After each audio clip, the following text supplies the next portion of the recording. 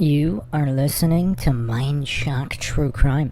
This is the Maura Murray series, and this is the final theory. I'm, of course, your host, Bruce McGuire, and here we've had the most comprehensive, exhaustive coverage of the one and only Maura Murray case, one of the most perplexing mysteries in all of true crime, the disappearance of one Maura Murray. We've gone down so many rabbit holes. This case perhaps has more than any other.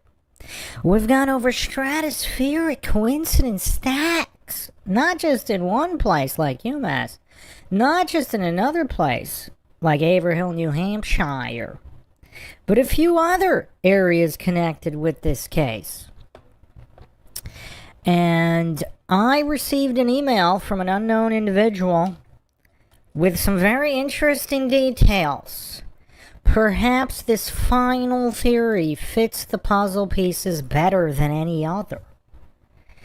And we will be dissecting it in typical MINDSHOCK fashion with logic and reason at the forefront, attempting not to fall for any logical fallacies, unlike everything else out there. Especially the documentary and other podcasts, obviously. If you want to help support the podcast, help keep up awareness in missing persons cases, unsolved cases, cold cases, wrongful convictions, and more, you can donate to our PayPal. Check the link in the description. Make sure to subscribe, like, and share Twitter, Facebook, Reddit, and Patreon. You could also become a YouTube member right here on YouTube. Help support the channel that way. Questions, comments, thoughts, suggestions, rebuttals, debunkings of any kind, leave them in the comment section. Unless, of course, you are with us here live. Then drop them in the live chat. I will try to get to all of them.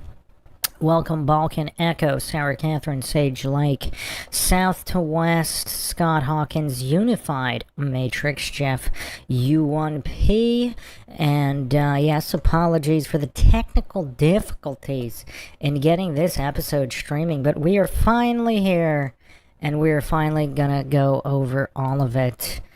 It would be curious on what James Renner and John Smith think of this theory.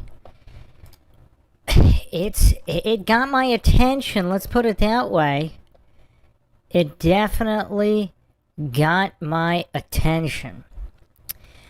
I mean, I don't know if I've ever listened to, shout out to Tim and Lance with the Missing Maura Murray podcast, which really ramped up the awareness, and of course the one and only James Renner, possibly, who has done more for this case than any other, regardless of his tactics, methods, or whatever. I mean, awareness is what gets cases solved. And even the Oxygen documentary for the goofery of Art Roderick, a statist goof shooting dogs at Ruby Ridge. I mean, this scumbag openly admitted the only reason he was in the documentary is to put to bed any kind of police conspiracy. Not to find the truth, not to bring any kind of closure or justice to the Murray family, but simply to put to bed any conspiracy theories regarding the Popo. So, yeah, I mean, at least he admitted it. And I went over his body language and micro expressions. I did 2 episodes on that. You could check that out. Maggie Freeling as well, but with Maggie, I don't know if it seemed like she was being deceptive. She just has an extremely low IQ and probably just took on faith what Art Roderick was saying. I didn't actually pick up any tells of intentional deception. I think she just genuinely, the Dunning-Kruger is so extreme, and the narcissism, she doesn't believe that she could be fooled by people like Roderick.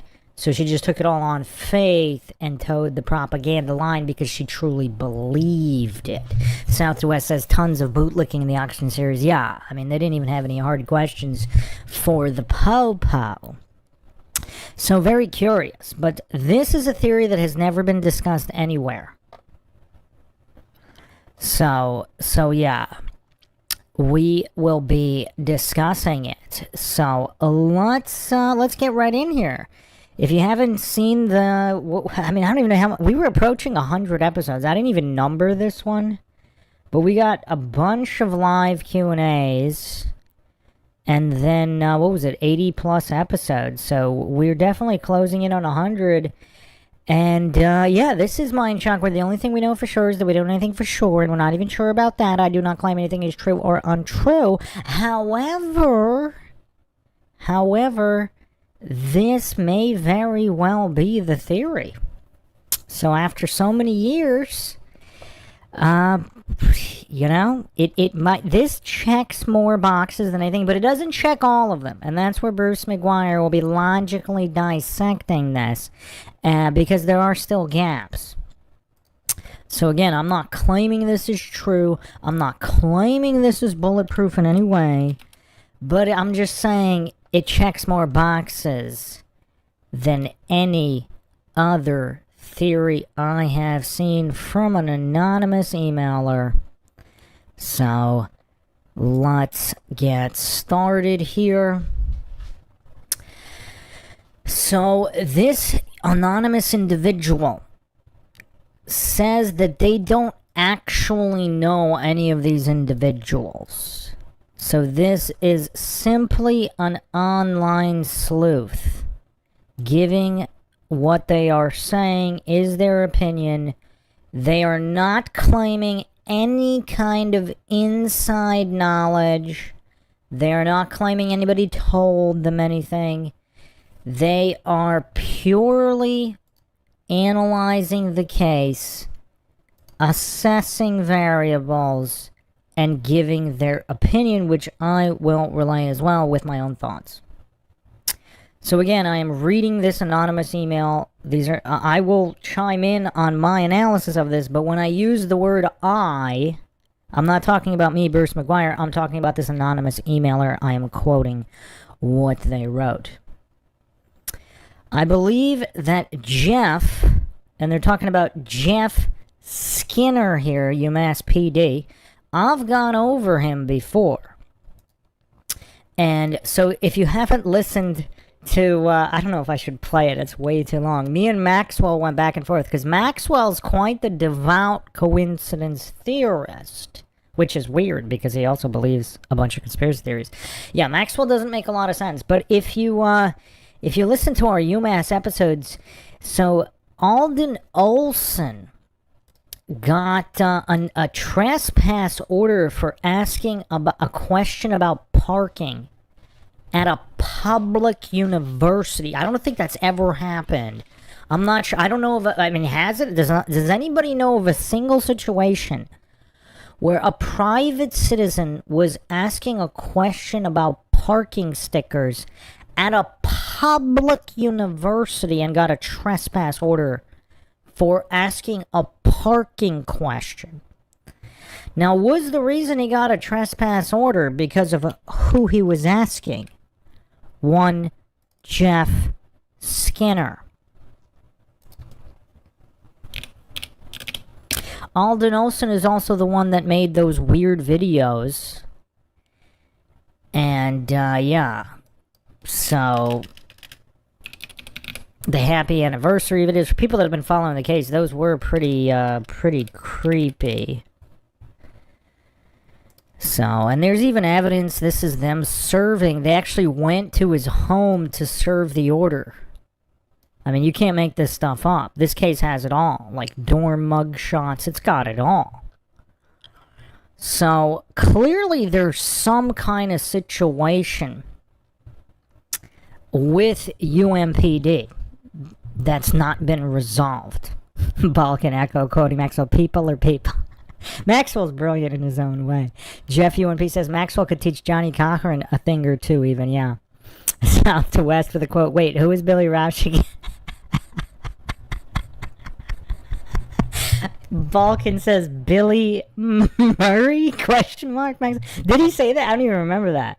He thought Billy was part of the Murray family? I don't even remember that one. Oh, man. Oh, man. I wonder how many people are here from the original, like, episode 1 of the Maura Murray case. It was not the first MINDSHOCK. The first MINDSHOCK was actually a paranormal episode on Halloween about Bigfoot. Ghosts, the paranormal. Alright, so, let me continue reading this. So, and then Sarah and Aaron. So, I, this emailer, believe that Jeff, Sarah, and Aaron. So, this is Sarah Alfieri, Maura Murray's co-worker at the art gallery, also hanging out with their other buddy, Kate Markopoulos. Some people think Kate was directly involved, but in recent years, people are kind of pointing more at Sarah, and other theories like Sarah's cousin was at this party and possibly may have assaulted Maura in some way, and she was covering for the cousin, etc. And then there's a whole bunch of Stefanos. We're not going to get into all of that. But so Kate Markopoulos is on the track team with Maura. And Sarah Alfieri is a friend from the art gallery, not on the track team. Supposedly different circles, but they were all hanging out at this dorm room party, which has been the subject of much speculation. So this is the first theory I've seen. This emailer is claiming Jeff, Sarah, and Aaron Larkin. So Aaron Larkin, I've done quite a few hours on Aaron Larkin. And, if you don't know who Aaron Larkin is by now, I mean, I don't think I could spend the time right here to go over all of that.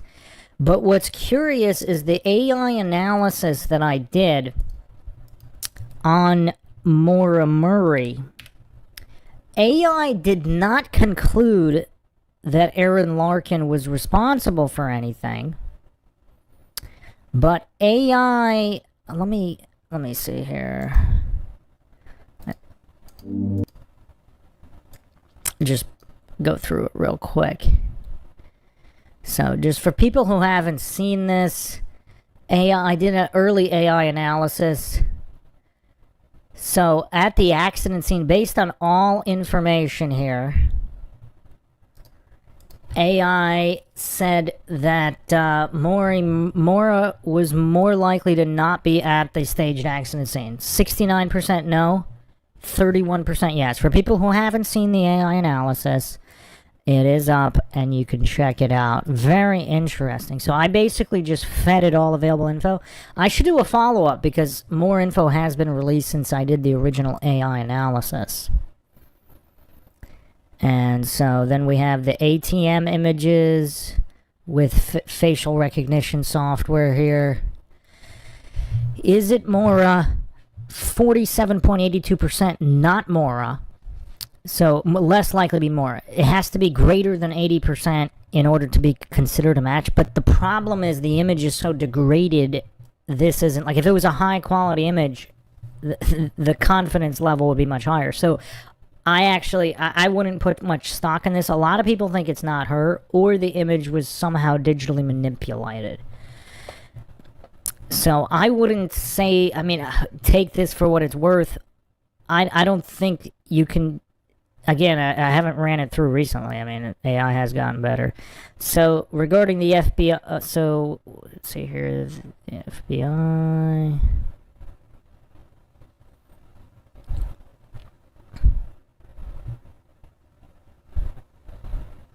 I don't know what they're talking about. Let me play the audio here.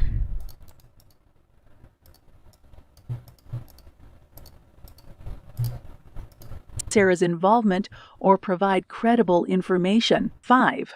Speculation and unverified claims. Unverified reports and speculation should not be equated with confirmed guilt or involvement.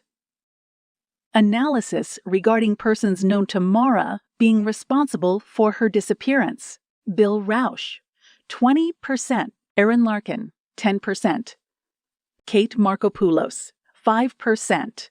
Sarah Alfieri, 2%.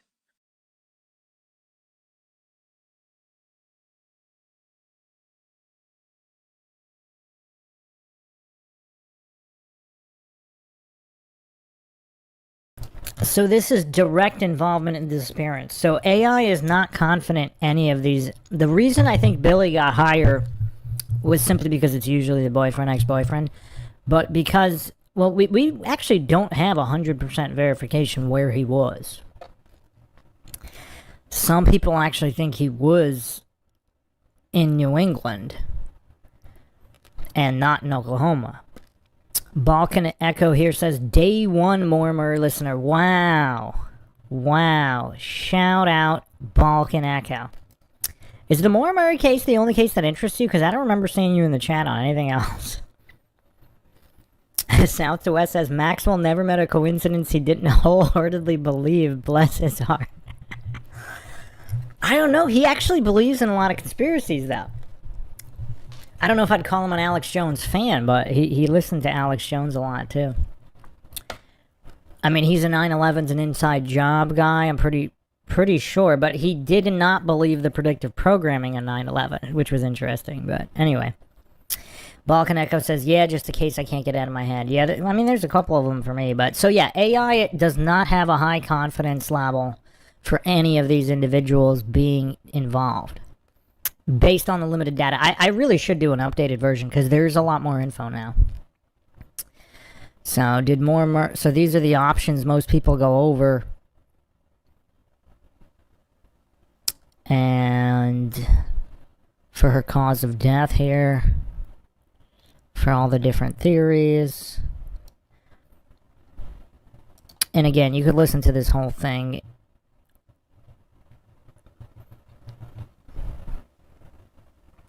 So these are the percentages of likelihood.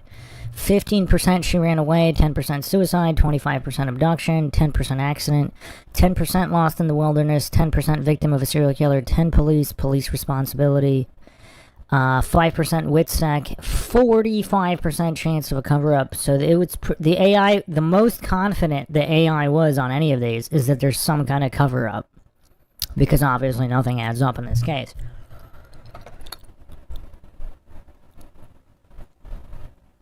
But where's foul play? So foul play at UMass was not one of these. Although, again, if we go back to the beginning, it said it's more likely than not she was not at the scene. Far more likely. Almost 70% that she was not at the scene. So, and then this is knowledge of what happened. Let me just... Yeah, so this is what... Do they know what happened? And look at Aaron Larkin. For whatever reason, AI pulled... Let me just... I'll play this real quick just so I make sure I got this right. The following parties know what happened to her. Bill Rausch, 25%. Kate Markopoulos, 15%. Sarah Alfieri, 10%. Cecil Smith, 5%. Jeff Williams, 5%. Bruce McKay, 5%. Kathleen Murray, 5%. Tim Carpenter, 5%. Fred Murray, 5%. Julie Murray, 5%. Aaron Larkin, 50%. So for whatever reason, I mean, AI is not confident. So AI thinks that not that Aaron Larkin's responsible, but who knows what happened? 50% that Aaron Larkin knows what happened.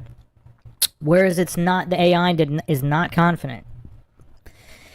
It's also curious that AI gives Kate and Sarah a higher confidence interval than the Popo, than Officer Pepper, Bruce McKay, pepper spraying old ladies, Jeff Williams, the police chief driving around drunk, and the one and only Cecil Smith, who supposedly committed suicide with 2 different guns. So, yeah, Bill Rausch, 25%. So it gave... I found this very curious at the time. I'm guessing it's because of her story about driving by the scene, and this theory will actually get into that. So for whatever reason, AI really thinks that Aaron knows what happened, but if you remember, it's not confident that she actually is responsible for what happened to Maura.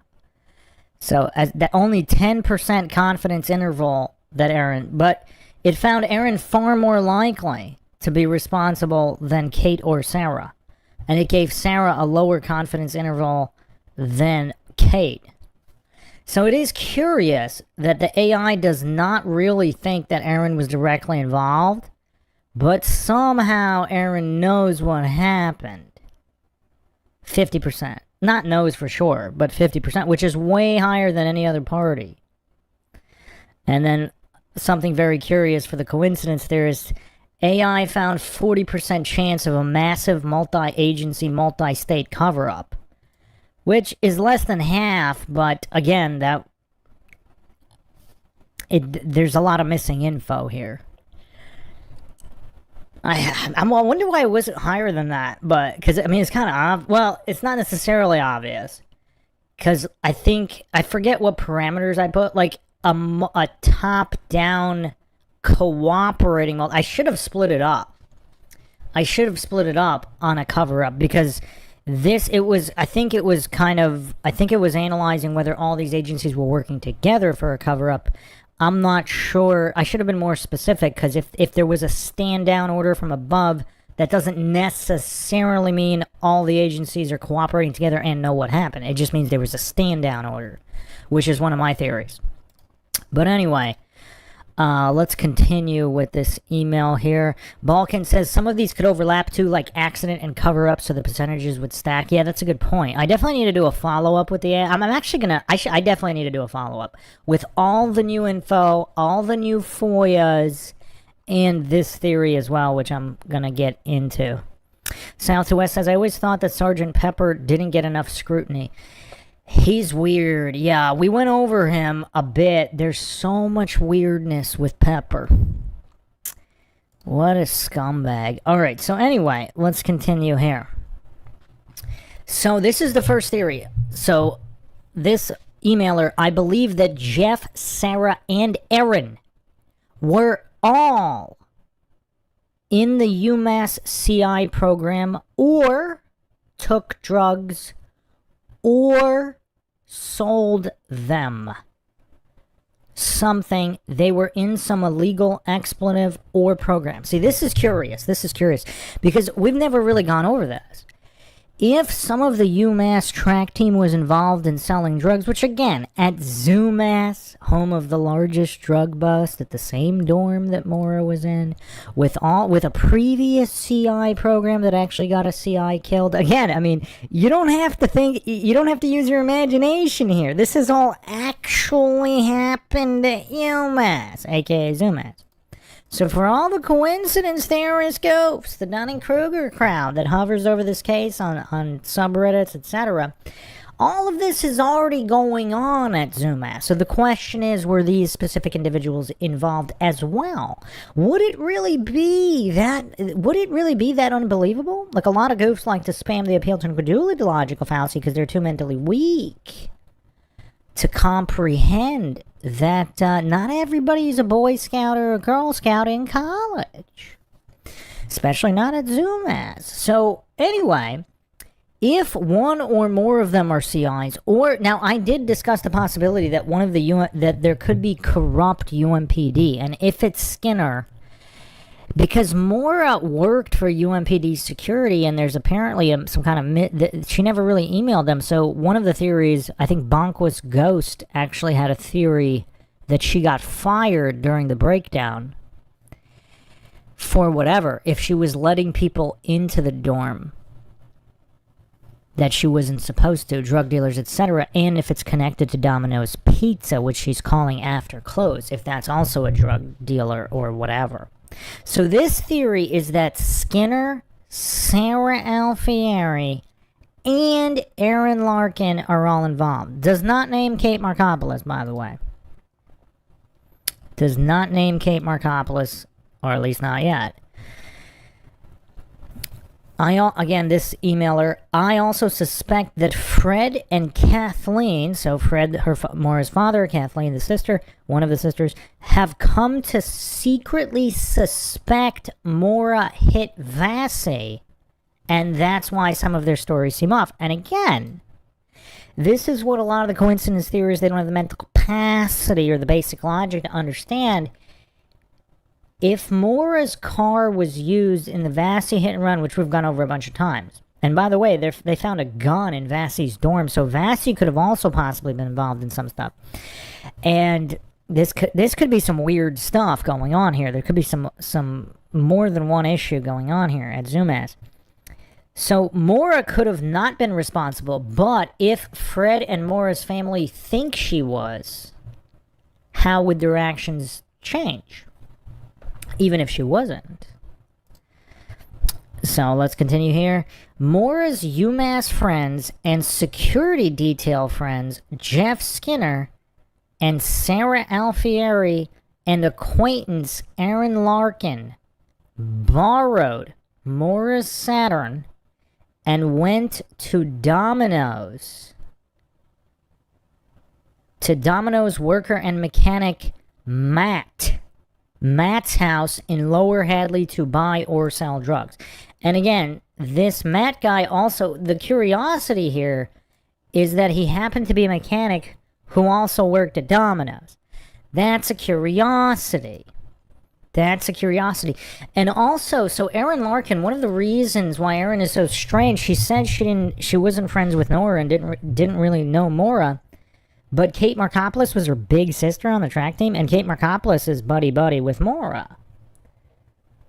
I mean, supposedly Kate Markopoulos is even third wheel to Maura and the assistant track coach's dates and stuff, and various hangouts. So that's curious. And Erin Larkin also had the same security desk job that Maura did. So she's both. So Erin Larkin's dialed in to UMass PD security in that whole scene, and then she's also part of the UMass track team scene. So she's not in one of Maura's circles. She's in two.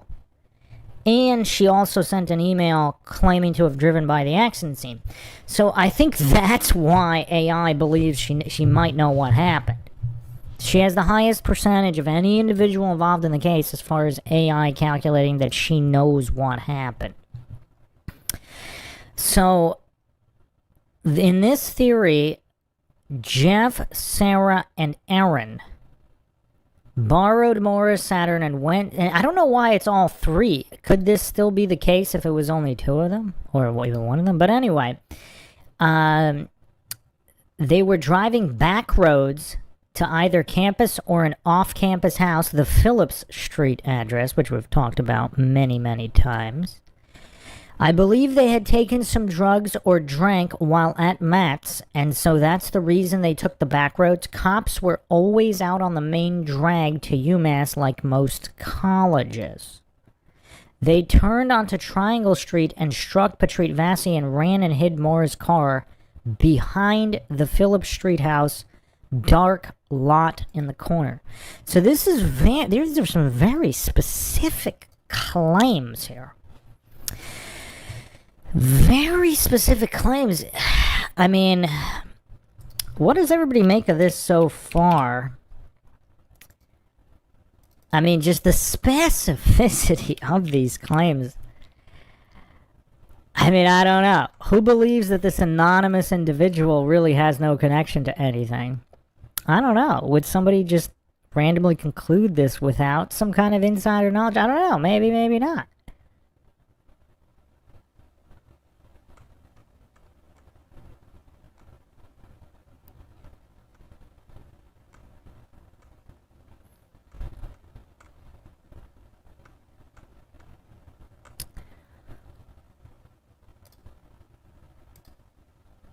So this is a map of just where the Hadley accident happened, where the Vassie hit and run happened, and the Phillips Street address, just so everybody gets a layout of all of this.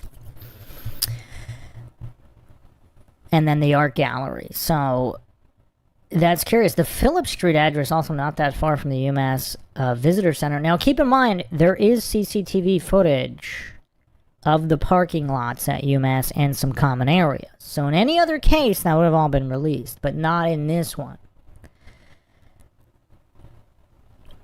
So obviously we don't know what was going on during the Saturday night Hadley crash after the party. Were they also going to Matt's house then? I don't know. I don't know. But again, the CCTV footage would reveal where the car was. It would also reveal who took the car, whether it was Maura Murray or not, right? We went over that already. It is confirmed that they had security cameras. UMass had security cameras in the parking lots and the common areas during this time.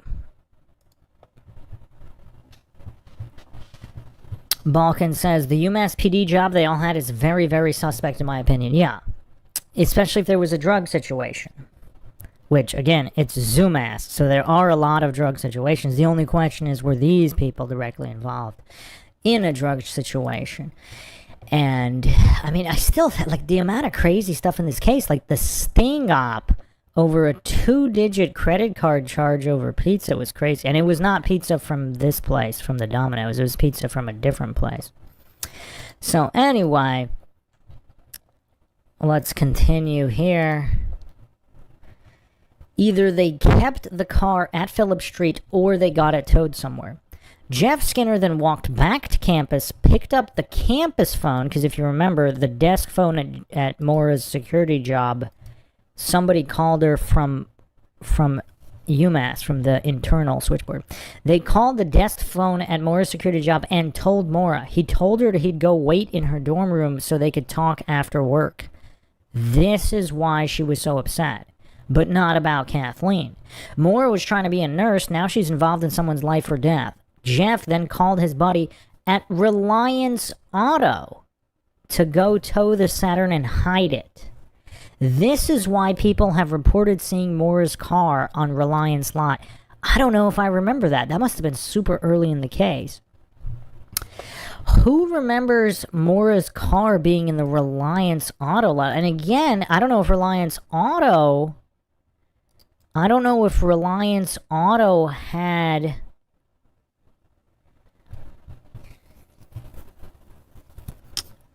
I don't know if Reliance Auto had security footage, but again, the security footage was present.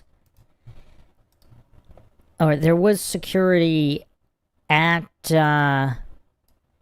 UMass, so we would know whether or not the Saturn was in the UMass lot.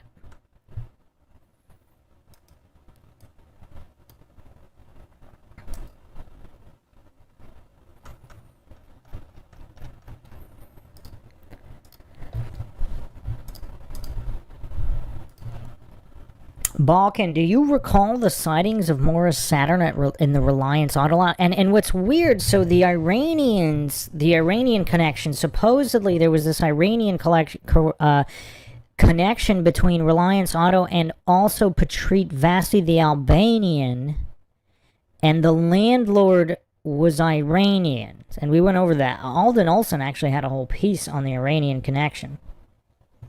Balkan says, no, I don't recall that. I thought it was Albanian, not Iranian. I believe Vasi is the only Albanian. I think everybody else was Iranian. And there was a connection, I believe, between Reliance Auto and Vasi's landlord, which I think everybody forgot about. We don't have time to do a huge aside on that. But anyway, Maura's supervisor walks her to her dorm building. She asks if she wants her to come up. Maura told her she had a roommate. This was because Jeff was upstairs waiting for her. It was Jeff who ran the internet searches to Vermont and Stowe and called the motels, not Maura. And see, I've been bringing this up a long time. Like, the coincidence theorists hallucinate that only Maura could use her computer and phone, while Maura might not have even been staying at her dorm. She might have been staying at the Phillip Street address or elsewhere with the other UMass track friend. I think Jeff, so this emailer, I think Jeff told her his unsavory friend would fix it for $4,000 and she had to go stay in Vermont for 2 days, and told her to email the college telling them about the death in the family. He tells her to sleep on it, and the next day at the dorm party, it was arranged where her, Sarah, and Jeff would make a plan about more of it. Over the next few hours and days, Maura and Jeff and Sarah argue.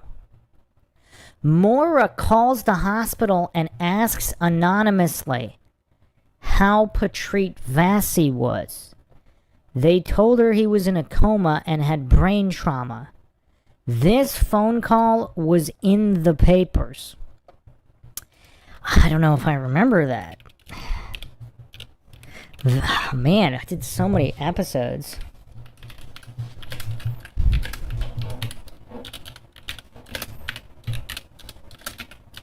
Are any other OG listeners in here?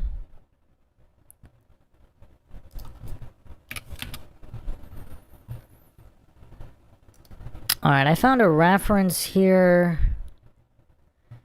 They were talking about...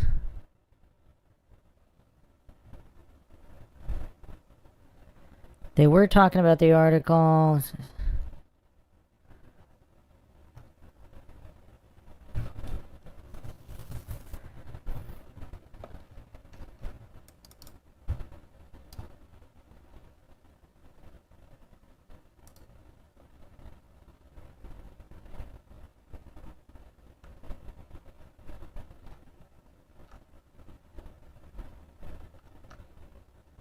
Trying to find which article here.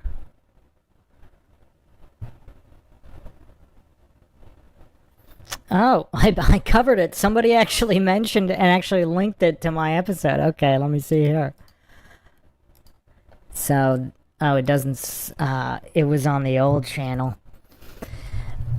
It was reported that there was an anonymous phone call from a female calling Bay State Hospital where Patrick Vassie was located asking about his condition.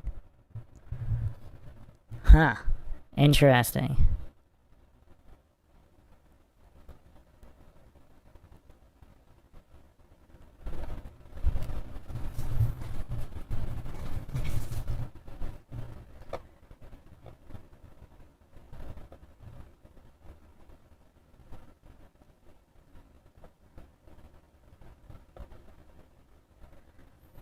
I wonder if I sourced it in the episode, because yeah, apparently there was a newspaper article.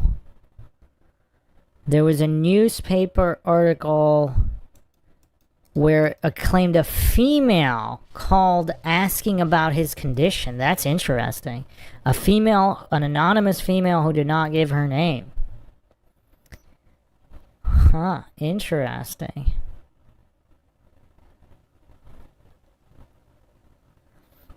What else is kind of curious is that Vassie himself said he doesn't think Maura was involved. Like, how would he know that? He was in a coma and then still doesn't really remember what happened in the latest update that he gave. So he doesn't remember what happened, but he just, for some reason, thinks it wasn't Maura. Just the gopher. It's like somebody got to him. And that's why I'm saying they're potentially, like the FBI was at UMass, and then this was the most silent campus regarding a missing student ever. Like, look at any other case. There's co-workers doing interviews, friends doing interviews, teachers doing interviews. Like, there's interviews all over. Dead silence on the Maura Murray case. I did several episodes on silent UMass. It's just unlike any other case.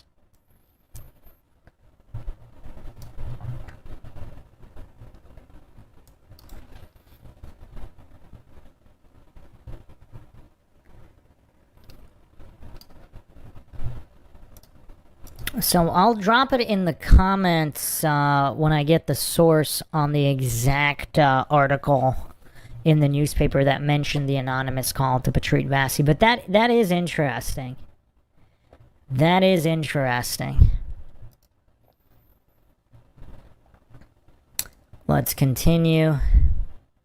So the poster here, I think Maura was having issues about what to do, where to get the money. Patrick Vassie's hit and run was only in the local papers. Thus, Fred, Kathleen, and Julie never heard about it until later. Also, an interesting point, there were many other hit and runs too. Was it like 5, 6, 7 that year? Whatever it was, they weren't necessarily uncommon. I think Maura told Kathleen and Fred only that she had been in an accident and no one witnessed while drinking, but she got it towed to an Indy lot and that she needed to get it fixed without insurance. The unsavories who were going to fix her car out of town wanted $4,000. He came up to UMass and she told him it was going to cost $4,000, so Fred withdrew $4,000 from multiple ATMs. Later, Fred let Maura borrow his car to go to the planning chat dorm party. It wasn't a dorm party. I think Sarah and Erin were at this party/chat. I don't know why this person left out Kate Markopoulos, though. It's curious. This person completely left out Kate Markopoulos out of this whole theory. After they chatted, she left to go see Jeff somewhere for an hour. And then they were driving with the $4,000 to go pay the unsavory.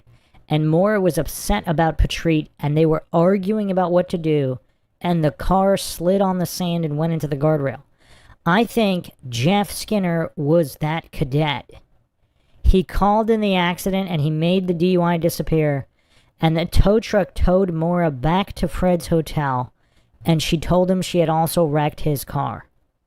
Maura's grandmother told James Renner that Fred screamed at her. But I also think he demanded the $4,000 back in anger. She gave it to him and he dropped her back at the dorms. Now, this kind of situation could potentially explain some of Fred's comments, etc. What's weird, though, is supposedly it was a different cadet, but obviously that was never verified. I did a whole episode on the cadet, which was identified. The cadet was identified by name. Unless Skinner potentially paid off that cadet to say it was him instead of Skinner, right? Like, we don't really know. Matt in the chat says, weren't the FBI there at UMass within days of the Saturn being found? Yes. The FBI was there, boots on the ground, almost immediately. They talked to class. They talked to several of the nursing class. They talked to the people involved. I think they put some kind of kibosh on people making statements because this was the most silent UMass, silent campus ever where somebody went missing. So going over the email here, I think what happened next was that Fred left town with the money.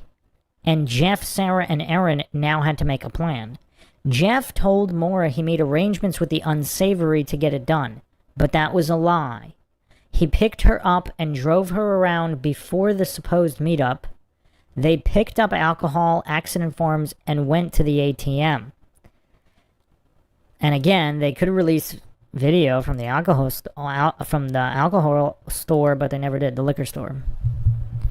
They then, okay, so I think Jeff took Maura to the meetup where they killed Maura, doused her Saturn in Franzia wine, put the errand expletive, I'm guessing those accident forms, etc. Oh, wait, hold on.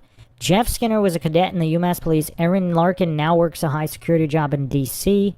Sarah, I feel, isn't too bright and just went along with it. I think Jeff took Maura to the meetup where they killed Maura, doused her Saturn in Franzia, put the errand expletive in her Saturn on the back of the mini red tow truck, and took Maura and her backpack and phone to the Ossipee dump. And we went over that as well. You can check out that episode. They then towed the car of where, I believe that's where her ID was found. They then towed the car to Route 112 in Haverhill where it snapped off the hitch and went into a ditch. Erin got into the Saturn and it started right up. The Patrice accident hadn't killed it. In the headlights of the car, Erin's hair looked blonde and she is tall, so when someone called in this wreck, he said it looked like a tall blonde heading from Cottage Hospital. Again, we went over that again. The coincidence theorists completely ignore man smoking a cigarette, tall blonde, Butch Atwood saying the driver didn't look like the pictures of Maura, etc. Then the second report called in said she left in a personal vehicle. That's when Erin got the Saturn started and drove it to the Weather and Barn corner. She spun out on the Weather and Barn corner and Butch came by and then left. Then the red tow truck found her. She jumped in, abandoning the Saturn, she was almost caught. Maura was murdered at UMass and her body, backpack, and phone taken through Londonderry, where someone accidentally turned it on and off, and to the Ossipee dump. The car was accidentally dropped in the wrong place. They staged it to look like a DUI walkaway and succumbing. And again, that's what these coincidence theorist goofs, these mental deficients who hover over this case don't understand. All these goofs say, oh, well, no one would pick that spot to stage an accident, therefore it's not staged. That false dichotomy logical fallacy. Obviously, clearly, if it's staged, which independent accident reconstruction experts all determined, the car was being taken elsewhere. So what's curious is that this theory actually accounts for the earlier accident, closer to 7, which we've gone over. I did a whole episode on the earlier accident and everybody that was listening on the police scanner that heard it. And so if the car came off the hitch at the earlier accident, and then if Erin Larkin was there and she drove it and she's trying to drive it somewhere and then she spins out, then they stage it because they can't get it to the next place. And yeah, is that what happened? Balkan says, I've always thought Maura Murray was not on Route 112 that night. It wasn't Maura Murray that Butch Atwood spoke with. And no, the Saturn did not hit a tree. Yeah. So, Balkan says this part in the email. Which part? Yeah, everything I'm saying is in the email except for my asides. Like I mentioned that the FBI being there and the theory about them telling people not to say anything, that's not in the email. That's what I've talked about and mentioned on many podcasts. But yeah, all this new information is in the email about Erin and Jeff Skinner and yeah, this plan. So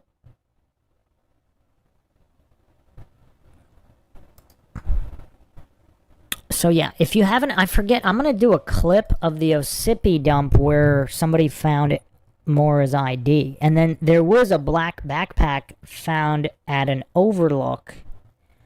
There was a few different black backpacks, and she might have had more than one anyway. So that's what's weird.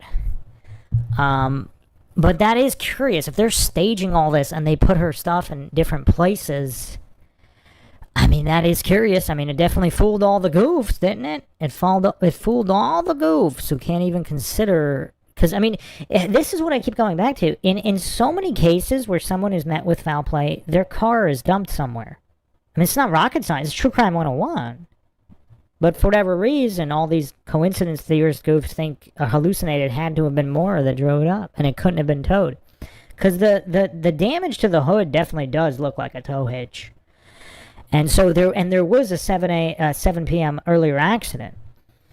And so, you know what else is... I think I mentioned this before. This is not in the email. This is just me thinking out loud.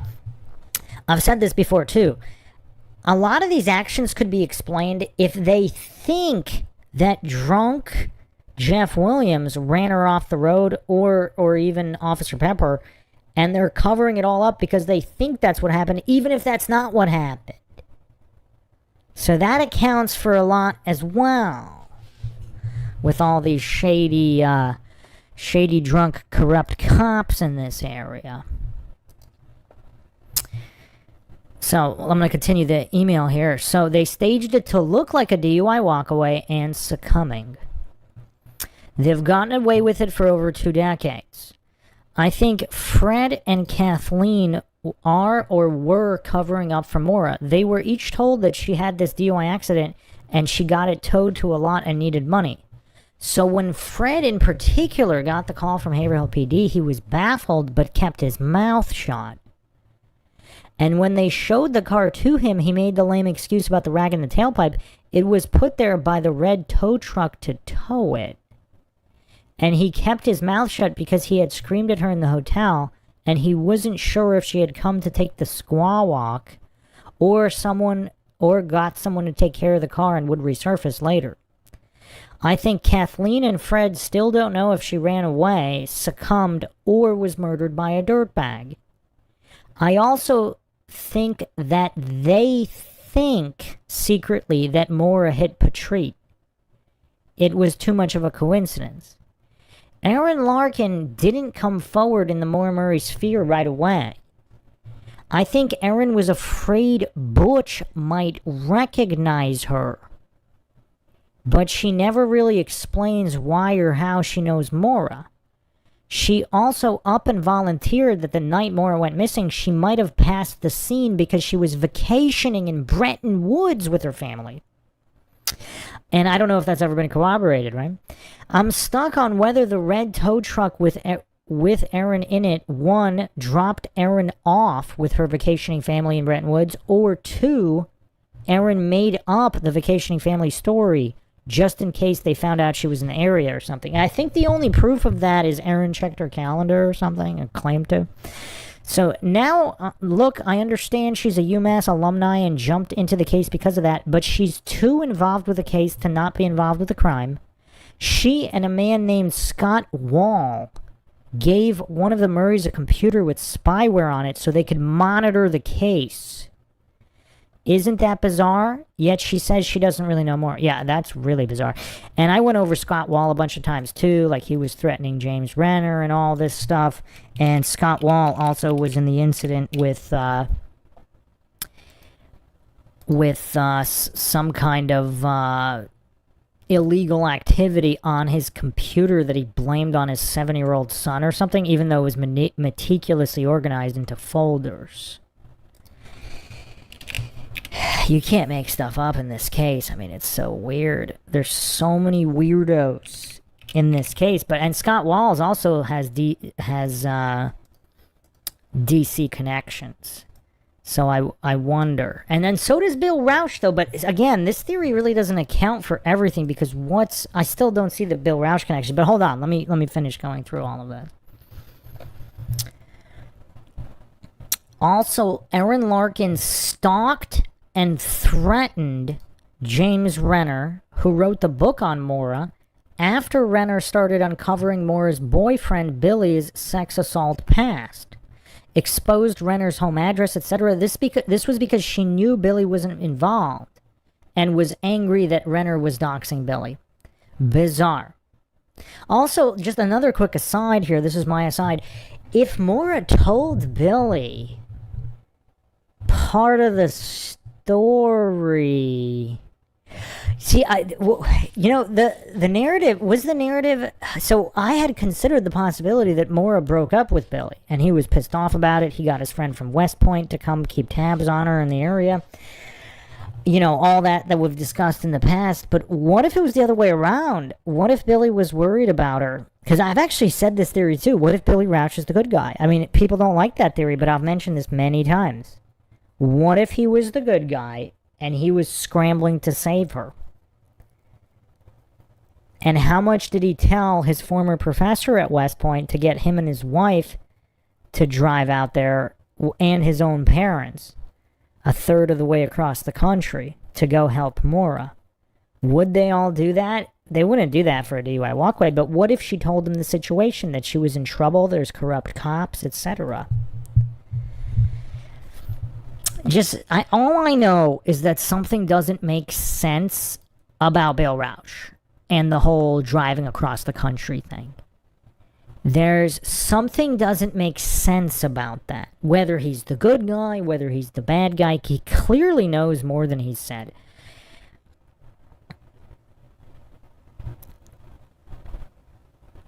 Thanks for the support, Matt, in the chat here. Balkan says it was her hospital ID apparently found at the dump. Yes, yeah, her hospital ID. South to West says Aaron Larkin testified in support of Billy at his trial. Yeah, it was weird. But how many years did she spend saying James Renner made it all up? There would be no trial. I brought that up so many times. She said that Renner made up the victims, and that there's never going to be a trial, etc. And then she's at the trial. I mean, you can't make this stuff up. Yeah, crazy. Balkan says around the same time they announced they're going to dig up a basement. Yeah, that never made a lot of sense either. And they didn't even check the spot where supposedly the dog hit, but whatever. We're not going to get into that whole situation with the Aldridges and all of that. There's no shortage of weirdos in that area. But let me try to get through this theory. So Jeff Skinner got a man banned from UMass for inquiring where Maura's car was usually parked and threatens people online over this case. Not exactly. He just showed a picture of the sticker and asked which lot, like what would use the sticker, etc. I don't think he actually mentioned Maura's car. But if Skinner recognized it, which that's what I was hypothesizing. I mean, Maxwell thought it was all coincidental and not weird at all. But why would Skinner flip out over somebody showing a photo of Maura Murray's sticker on her car? Yeah, it's kind of weird. It doesn't make any sense. Doesn't make any sense. And also, I think we went over Alden Olson and Fred Murray. They were both alums of UMass, I believe. I mean, UMass is a popular school, but still. Just a lot of coincidences in this case. So, and apparently, it says here, Skinner threatens people online over this case. He did post a little bit about it. Did we go over the Skinner post? We did. I don't know which episode. Let me see if I can find that.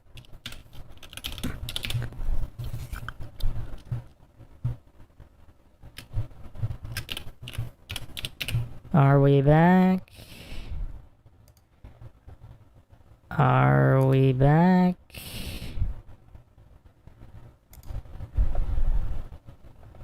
Are we back? Let me know in the chat if you can hear me. Everything crashed for a second, but it looks like we're back. Okay. Scott says we're back. Alright. Matt says, I wouldn't be surprised if Aaron was the one who sent the fake email to Renner pretending to be Maura. That email seemed to be sent to try and get him to incriminate himself. Hold on a second, Matt. I didn't finish reading the theory. I didn't finish reading here. I just wanted to see if I could dig up that post from Skinner. If I remember correctly, was he talking about her being in Mexico? Because that was like a narrative that everybody got, like, some people ran with, and it almost seemed like so manufactured.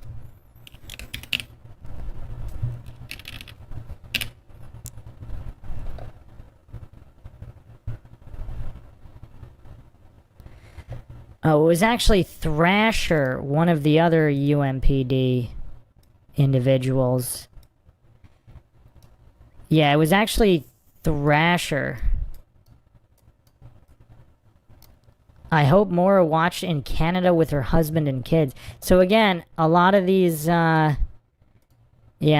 there seemed to have been some kind of narrative, like a concerted effort or something. So, but yeah, let's continue here. Sarah Alfieri went into hiding, and when James Renner located her, she said, quote, I don't want to get Maura in trouble, end quote, and slammed the door. All the stories in Haverhill and Littleton, New Hampshire about parties, drugs, ODing, wood chippers, A-frames, and basement burials are folklore from rural kooks. See, I'm not sure about that. Call me crazy, but again, I've just looked at way too many cases where the original local rumors had some element of truth. Not necessarily all of it, but they had some kind of elements of truth. But continuing the email here, all three of these people know what happened. They're the ones acting and doing expletive that stands out as suspicious. The above is what happened. The only thing I can't figure out is if a drunk Jeff Williams stopped at the Saturn in 001 to check it out on his way to his cousin's birthday party in Mountain Lakes and left.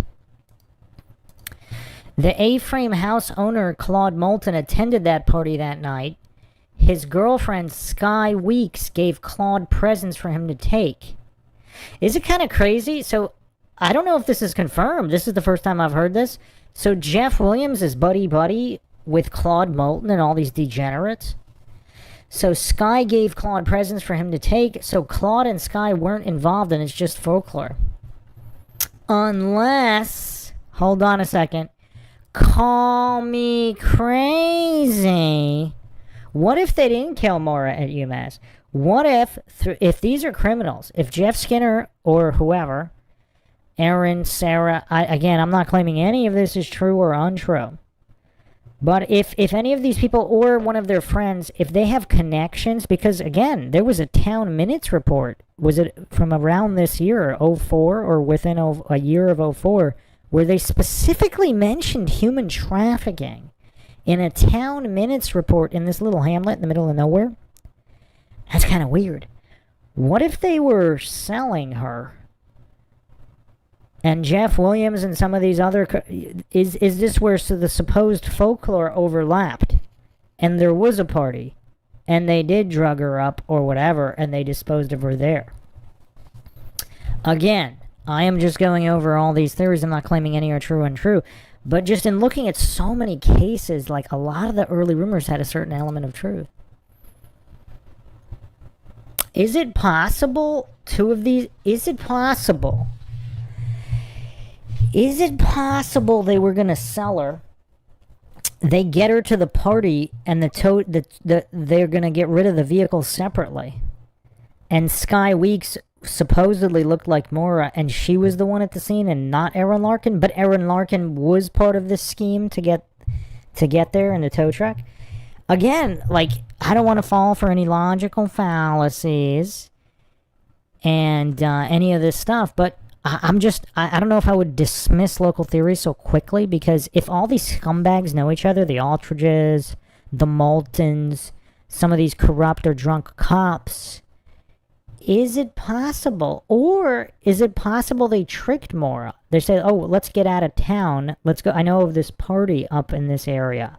And they took her to the party, with or without her Saturn being towed.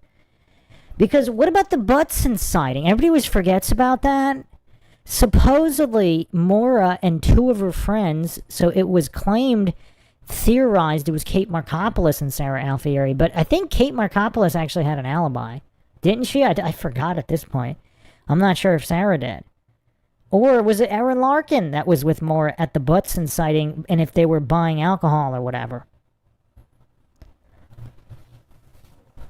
And if Bruce McKay, Officer Pepper, if he knows all these degenerates, if some of these corrupt cops are running with these degenerates and they're drug running, because that corridor from New Hampshire to UMass, that's a drug running corridor. Was it Operation Candy Box or whatever it was called that we went over? Specifically funneling drugs to colleges like UMass? If this is all a network and they set her up at a party while also getting rid of the vehicle and evidence, is it possible this is all true? Now, this is not the theory from this anonymous emailer, but this is just where I'm getting to. Thanks for the super chat. Team Neutral Gaming says, love people are people. Yeah, that's a good one. That's a good one. So this is just where my mind is going, trying to reconcile all of this. And keep in mind, again, Black Saturns are indeed, that was like the number one drug running vehicle, and either the number one, number two most stolen vehicle as well that year, the Saturn model that this vehicle. Are we going to ignore all those coincidences? And so one of the other theories I've gone over is if there was an undercover FBI agent involved in all of this, and Maura got killed, if she really was a CI, and all of this theory is true, and Maura is the CI, and maybe there's another CI, whether it's Sarah or Aaron or whoever, and they're a crooked CI feeding info to the crooked UMPD involved in the, and they revealed that Maura was the CI. Is that what's going on? Because that sting op and dorm room mugshots and all that doesn't make any sense.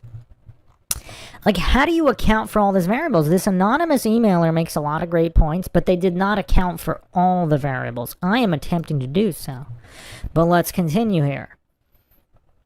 But hold on. If the Butson sighting was legit, and Bruce McKay, let's say Bruce McKay was following them, or involved, or Jeff Williams, like people had tabs on them as they were making their way to this party that they were getting Maura out of town for. And Maura was set up at the party there.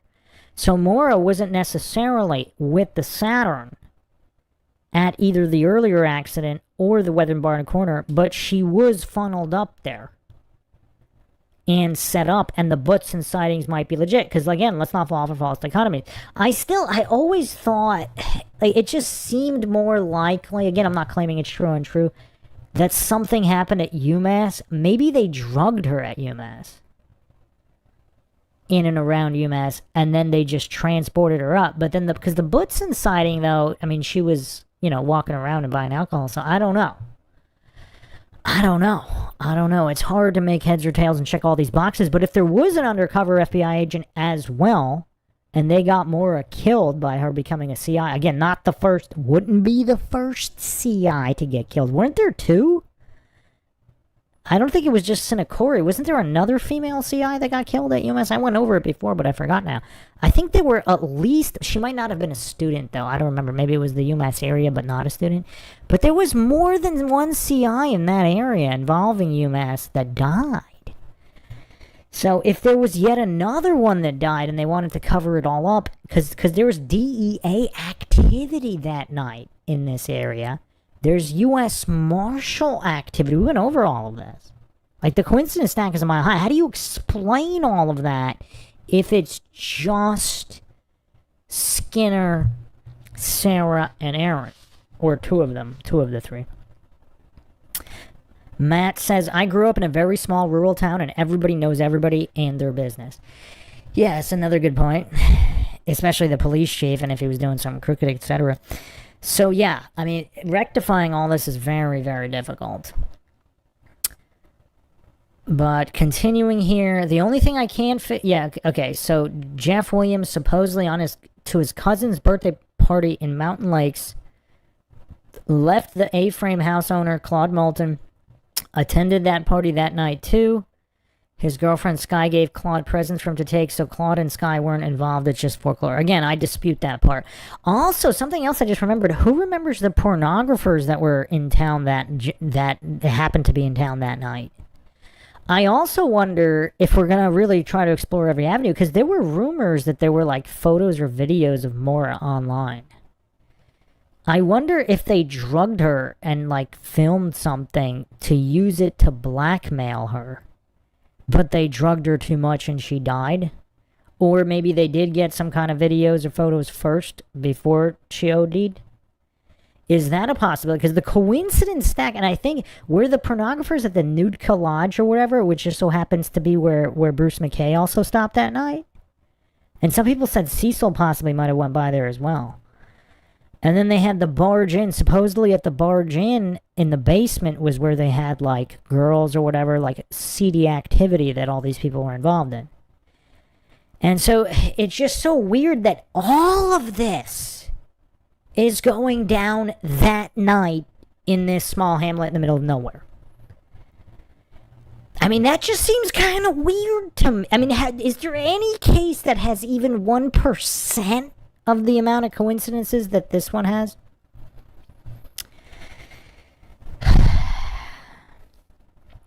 I mean, this is just so it is the most mind-shocking case ever. And this is without even getting into the West Point coincidence stack, without even getting into that, which we don't have time for. I mean, it's just insanity. All right, continuing here, I think Faith Westman saw Jeff at the Saturn, but is confused a little. I think Cecil himself wasn't sure if Jeff or Bruce McKay did something to Maura, and so he seemed squirrely about it. That's a very interesting point, right? And I think I mentioned that before, too, because if Cecil thought these scumbags, who he's familiar with these scumbags, he's familiar with them. And also, let's not forget Monahan's presence at the scene was denied, and then he was demoted to desk duty not long after. Let's not forget that. And the one guy who told it, that Monahan told him that he was first at the scene. So that's really weird too. You know what else is crazy? This is the darkest theory yet. I haven't gone over this before. If she was at the scene, is it possible that either Skinner or whoever, the drug connections at UMass, if they set Maura up Is it possible the plan was always for a police officer to take her and then do whatever with her? And that's what happened. But that would involve her being at the scene, which it just seems kind of weird. But, unless she was at the scene, taken by an officer. For some reason, I don't think it was Monahan, but it just doesn't, Williams seems like a Williams or McKay, obviously on paper, just knowing what people know about it, they seem that to be more likely. And that was the earlier rumors. I don't know. Is there a way to just rectify all the variables? But that's a creepy setup. Imagine setting somebody up to get taken by a corrupt officer. But yeah, I mean, that's too risky, right? Especially with the neighbors around. Unless, like, the police just intimidate everybody, which maybe they do there, but... And let's not forget the police impersonators. More than one police impersonator running around there as well. So, yeah, really weird. Unless it wasn't a real cop and they planned for a police impersonator to grab her and take her to a party from the scene. But anyway, let's continue here. In the newly released UMass police records, they show that a pair of hunters in East New Hampshire reported seeing Maura Murray's hospital ID in the area of a dump near a cemetery in Ossipee, New Hampshire. Ossipee is near Londonderry, New Hampshire, where the last ping on Maura's phone was. Next, there was a crazy fox living near UMass named Alden Olson. Now, the Olson Enigma, I mean, this is something else that just really doesn't make any sense.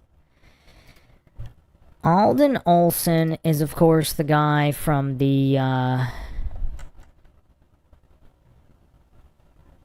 Happy Anniversary video.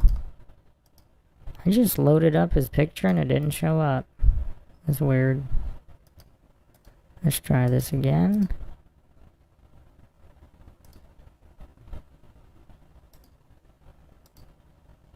The heck? Huh.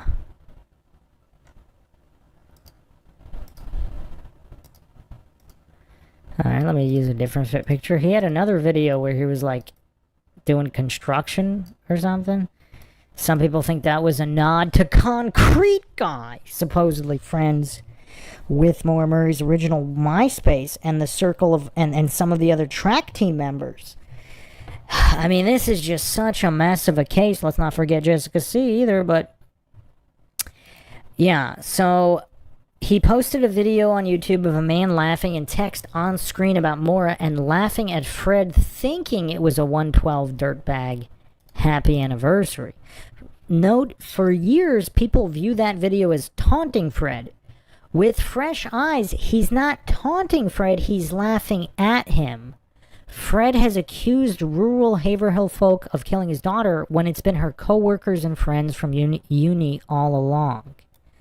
He once posted a picture of a gray wooden rural barn. He opened a blog and posted the attached pics. I think the face pic is of Aaron in the only pic that showed up online at the time. Everyone now agrees that the red zigzagged lines and numbers are of the red building at Bretton Woods. And let me look at that. Let me get that on here.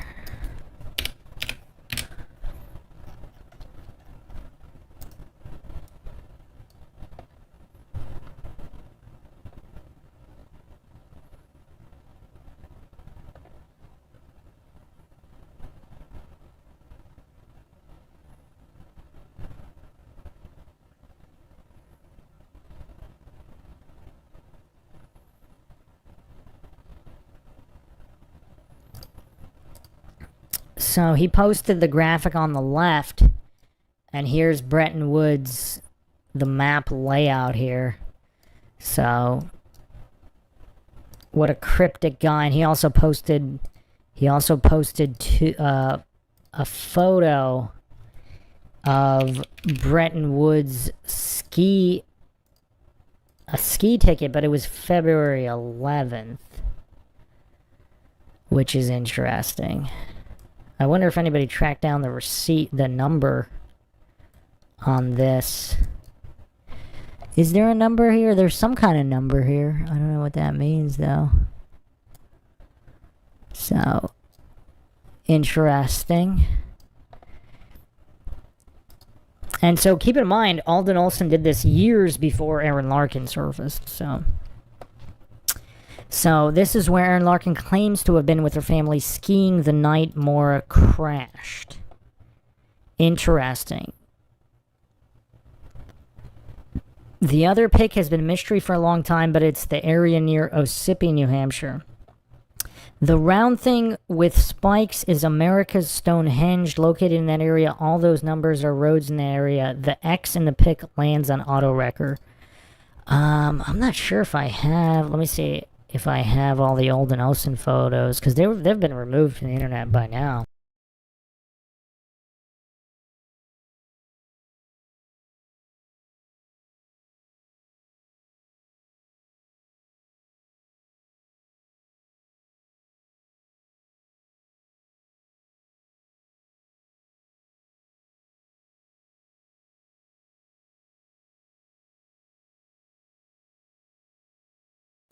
Yeah, I might have them somewhere, but I don't have them handy right now.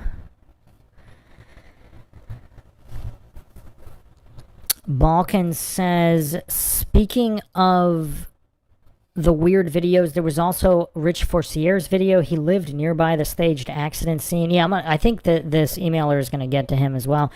Matt says, I agree that it is difficult to ignore the West Point connections and the weirdness. What about the volunteer firefighter who denied being at the staged accident site even though he signed that log? Yeah, we went over that. Yeah, it was crazy.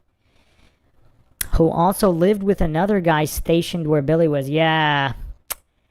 It's crazy. Like, it's so, like, this case, I don't know if any theory can check all the boxes, but this one's the closest, and with my additions to it, I think if there was some kind of setup with the locals and the cops covering it up, and possibly also an FBI agent involved, which would look real bad if they got a CI killed. So that's why. So this might account. This is the closest thing I could come up with. Years later, Alden asks someone at UMass to tell him where Maura parked her car. Again, I'm not 100% sure that was accurate. Jeff Skinner showed up at his house with another cop to serve him papers banning him from UMass. The video was posted online. And props to Alden Olson for actually getting that on video, right? Because who would believe it? The coincidence theorists would never believe that these cops are spending time. Like, this is 3 cops here. This is, or I don't know if 2 of them are UMPD, 1 is local PD. These are 3 officers serving a no trespass order over a guy asking a parking question at a public university. Has this ever happened in the history of the United States? What do the coincidence theorists think about that? Then Alden reports vandalism in his yard. I remember that as well.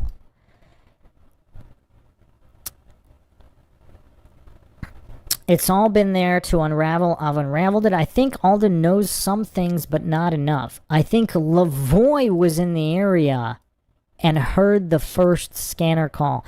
And again, so here, one of the darkest theories I went over early was the communal slaying theory. And again, I'm not claiming it's true in any way. But it is curious if everybody knows everybody. Because Lavoie acted really weird, right? Because he's not the guy on rotation for the tow that night. But he takes it anyway. Then he tows it to his private house. There's something more. It seems like there's something more going on than just a couple of kids at UMass involved in drugs setting up somebody. Like, none of the local activity makes any sense whatsoever unless they all really think that Williams or McKay harmed Maura and they're too scared to say it. And they're covering it up thinking that's what happened, even though that's not what happened. But that still doesn't quite check all the boxes. It still doesn't quite check all the boxes. Just what an absolutely bizarre case. But I believe this is the most comprehensive podcast we've done on this case so far, trying to check all the boxes, trying to account for all the variables. I think this is the closest I've gotten so far. So big thanks to this anonymous emailer who potentially connected all of this. So Rick Forcier was just a kook. Maura's not going to jog with heavy bottles of hooch. So did he make up the sighting, or was he paid off or scared? Because didn't someone bring up that he had some kind of pending court charge or something that might have gone away? Did I get that right, or was that somebody else? Is it possible they told him to say he saw some kind of hooded figure? As if to point, oh look, Maura ran off. Was this all part of the cover-up? Years ago, Maura diarist James Renner got proton mail from Maura in Canada. I think this was Aaron. So shout out to whoever in the chat said that. You predicted this anonymous emailer's theory. Maura from Proton Mail told James that she had hit Patrice and fled to Canada. She told James from her exile in Canada that the Londonderry ping was a mistake, that she had accidentally turned the phone on in that area on the way to pick up her new identity. I think this was the truth, but it wasn't Maura. It was the person who was taking her body to Ossipee. I think they were afraid she was going to... Oh, wait. This individual actually attached the image that Alden posted. So let's look at it here. That I think they're claiming that this is somewhere near Ossipee. So whoever this X, or like a car crusher, is located at the X or something. And this weird thing at the top is some kind of like Stonehenge area near the dump. And this is supposedly the area where they found Maura's hospital ID. Man, this is crazy. So continuing the email here, I think they were afraid she was going to go to the police and their whole lives would be over. After all, Patrice was in a coma with brain trauma and they thought he might die. Wait a second. This is reminding me, who went to the police? Didn't someone go to the police about something around the time of Maura's disappearance? And people were theorizing it could have been Maura. And there is security footage in the police station, so they could have dug it up. I wonder if that was Maura. And I wonder if the FBI became involved with an undercover officer at that point, and then if they got her killed, or not got her killed, but if she got killed as a result of being in the middle of whatever operation where they were trying to help her and they turned her into a CI. I wonder. Does anybody remember that? I vaguely remember that because we're trying to check all the boxes here. There was a story about somebody going to the police station. I think, was it Amherst? Or UMPD? It couldn't have been UMPD. It must have been Amherst. And, like, something happened around that time, and people were theorizing some kind of report was made, and it could have possibly been Maura. And was it before they set up the sting op? Now I'm trying to wonder if it wasn't around the exact same time. Was it around the time of the sting op? Or even that day or the day before? And when she said all that, I wonder if this was Maura and she did go to the police with some information. This would have been way before the Patrice hit and run. This would have been during the dorm room mugshot. I wonder if they botched, like not botched, if they fabricated the sting op. And the dorm room mugshot, they set her up because she told them she potentially was involved with this, and she was at the security desk in UMPD, and they used that information against her to recruit her as a CI, and they set her up. If that was the truth, they would never admit that. I mean, come on, cops' egos. And they got her killed. Would that necessitate a stand-down order? I wonder. Balkan says to pick up accident forms, or was it for the license? I think for some reason I'm thinking this was closer to the time of the dorm room mugshots thing up. For some reason, I'm thinking that. Yeah, no, people were theorizing she might have gone to get the accident forms, but... And if Skinner was with her, that's also curious at that time, like later. Sarah says this case is so haunting. Indeed it is. Indeed it is. There's so many things that just don't add up. I mean, we're doing our best here. I've never even seen anybody mount an attempt to account for all the variables like we're doing right now. I wonder if she suspected something was off with the security, because people, I think, so if you look at the photo, I mentioned this before too, and this might be unrelated, but if she was assaulted at West Point, because Clark in the chat, he's not here now, but he was a professor at West Point. He actually claimed he had a Maura Murray sighting years after, but which is another curiosity. But he had a lot of interesting information about the so-called Grape Club without the G. YouTube censors all this stuff. At West Point, he actually alleged that some of the professors were involved as well. I wonder if something happened to Maura and she just wasn't the same Maura after West Point. And sometimes trouble follows people. People who, through no fault of their own, just are involved with certain darkness. And so eventually she gets involved with this at UMass, if that's what happened, and then even these corrupt cops set her up.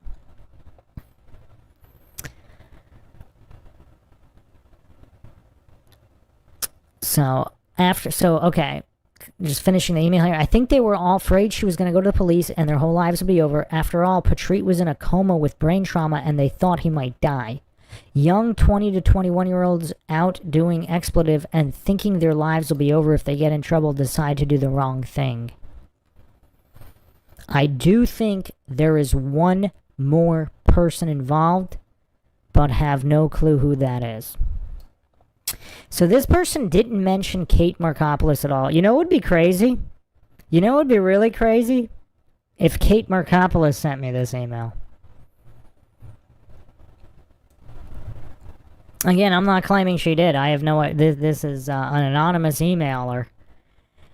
But I just find it curious. Kate Markopoulos is kind of central to the story. Her name is not mentioned a single time in this email. Even though she was at that party at Saturday night. Even though she was on the track team with Maura. Even though many people say she was Maura's closest friend.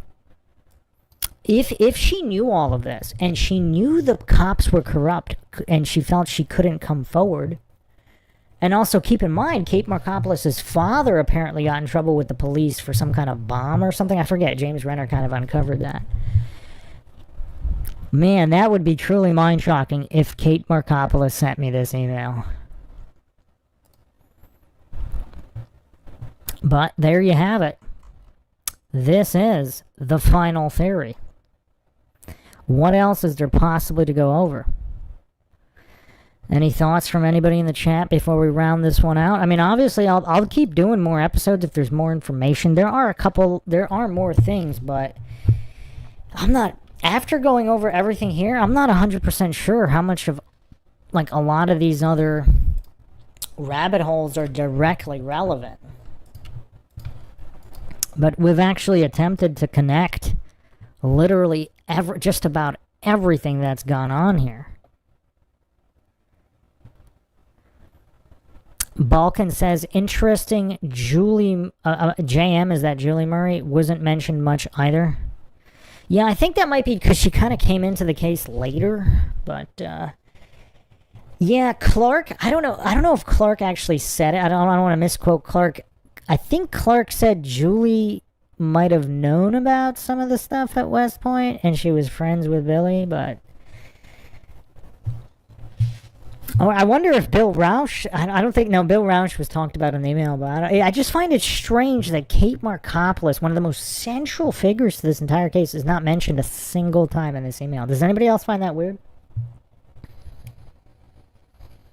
There's more info about West Point. Supposedly, Kate Markopoulos also competed at West Point, and there were rumors that she was involved with a professor at West Point. Some people allege that that was McDonald, Bill Rausch's mentor and professor. But again, just a rumor. I do not claim anything is true or untrue, but the overlaps are just insane in this entire case. So there you have it. Anybody have any final thoughts here? I've laid out the final theory. If anybody has a theory that seems more final, what else accounts for all the variables at UMass? What else accounts for all the variables at Haverhill? I mean, I still don't quite get the upper agency stand-down order, because if it's just see, I mean, the DEA and U.S. Marshal activity does not make any sense. Is there another missing party here? Was there one other individual, possibly a male, possibly the one in the liquor store with Maura, if it wasn't Skinner? And they were, I mean, it just doesn't make sense. The whole DEA U.S. Marshal angle doesn't make sense. The FBI stand-down order, like FBI at UMass, doesn't make sense. Because Billy attempted to get the FBI involved, remember? If he's the bad guy, why would he be doing that? If the FBI completely botched something with a CI, I mean, that would just look so bad. Like there would have to be somebody powerful enough up from the top to just shut this whole case down over that. Matt in the chat says her dad made a bomb and put it on their neighbor's doorstep. Yeah, that's insane. But Kate might have thought she just can't trust the cops, right? Especially if she knew for a fact that some of the UMPD cops were corrupt and the Amherst cops. It still doesn't quite make sense, but when you factor in all the drug running to UMass, and we're not even getting into like Ghislaine Maxwell's estate in New Hampshire on the way up there. I mean, it's just, yeah, it can get really crazy really fast. But Balkan says, a very interesting theory for sure. Yeah, I think whoever emailed this, it's very an incomplete theory. If it is Kate, and she's not responsible, and she really doesn't know a lot, it might be an honest email, or whoever, if it's not Kate. I don't know. There's too much weirdness in Haverhill to just simply write it off. Actually, there's one more thing we have to go over. One more major mind shock. Hold on 1 second. I totally forgot about this. We have one more mind shock left this evening. This was posted on the Maura Murray Mind Shock. Supposedly there was some kind of slip up. You guys are not going to believe this. So one of the greatest researchers online, Wallaby. Let me get this posted 1 second here.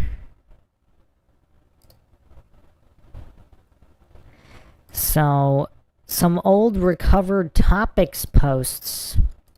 Then there's Oh My Coincidence and all that business. But if Oh My Coincidence was aware of the Moultons and Williams and all these parties, perhaps some of this information is true. But check this out. So, what about McKay's response to Morris car off the road? Do you suppose the close proximity of the areas involved makes a connection?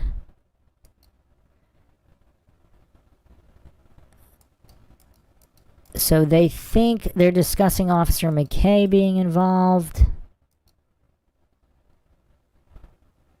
Well, also keep in mind, Streslin actually admitted the CI. Do you guys remember that? We went over Streslin, and he kind of admitted that certain cases are classified certain ways because there's a CI involved. He practically admitted it. Now, again, that doesn't mean Maura's the CI, right? But if Maura was with a CI, would the case have been handled that same way? But hold on a second here. We're about to get... this is some mind-shocking revelations here. Somebody might have slipped up on a few things on this topic forum. And let's see here. So this is Oh My Coincidence. Again, supposedly living right near that area and knowing a whole lot of stuff about all of this. So Floyd is the buddy of Officer Pepper. So career criminal. So Officer Pepper is friends with this career criminal with a host of charges. And then the Lyco Kenny situation, if people are not familiar with that, I did a whole episode on that as well. So Floyd, aka PCP Angel Dust, I've never heard those nicknames for him. After Maura came up missing, well, let's say him and his son poured some cement. Oh yeah, it wasn't just Floyd. Because it was also Concrete Guy who poured concrete or cement, whatever. There was more that... What other case are two people pouring new foundations or cement right after somebody goes missing? I mean, how crazy is this? Is there any other case like this? But everybody is unsure if he was involved because of his paranoid schizophrenic behavior and military compound. I will say that Lyco Kenny had a four-wheeler trail around the Floyd's compound in Franconia. Now Lyco is dead at the hands of Floyd. After Lyco shot Sergeant McKay in Franconia and was waiting at the crime scene with his son so he could kill Lyco, not help McKay. Okay. Is there anyone else reading this that has been in the dark about the immediate area where Maura disappeared as far as anyone up in New Hampshire that works these cases after Sergeant Smith's and McKay's of your world? Clean up these accidents or missing persons that keep coming up missing by not collecting evidence. All they do is keep the roads clear. Cleaners, okay. The Columbos, like on TV, are few and far between. By the way, if you didn't know that McKay was a policeman in Haverhill for a couple of years, but he was removed for the raping of women, among other things, with no charges pressed. That's crazy. Most of McKay's records that existed were destroyed by his brotherhood, the Good Old Boys, PD. Just the dismissal into Franconia PD, and at the time his chief in Franconia was dirtier than McKay ever thought of being. Franconia is a small town that caters to some of the rich and famous or anyone with money. For those who don't know, the town of Franconia is, okay, does well. The Smiths of the world might get out of the cruiser except to shine a flashlight in and around a car for a struggle and to CYA. So if the families that end up being affected by the type of crimes and try to get involved usually are arrested, okay? The police don't take a plaster cast of the shoe print, nor do most ever even follow up on any type of track. They are just there to clean up the mess on the highway and go fill a small report again to CYA or CIA and protect the government from lawsuits. No evidence, no case. Then these a-holes go pick up some drunk women and tell her they're saving their lives by taking them home or home with them instead of giving them a DUI ticket, and then sexually abuse or mentally abuse these people, or worse, like McKay did, just to mention one or two names within this brotherhood of so-called peace officers. Then others cover their tracks and give them alibis, etc. Interesting. Semper Fi. Huh. Okay. And didn't McKay's partner commit suicide or something? There's a lot of weirdness there, right? DEA 56 in the chat saying Dr. Pepper was cleared up by the standing by Floyd. You mean Officer Pepper? Watched him being run over and shot. Did not lift a hand until it was all over. Yeah, psychos. Some of these... Yeah, it's crazy stuff here. Alright, hold on. We got more, though. We got more here. Uncovered on Topics. And there's a ton of corruption, especially within Troop F. If you haven't checked out some of my podcasts on that, just insanity of the corruption that takes place there.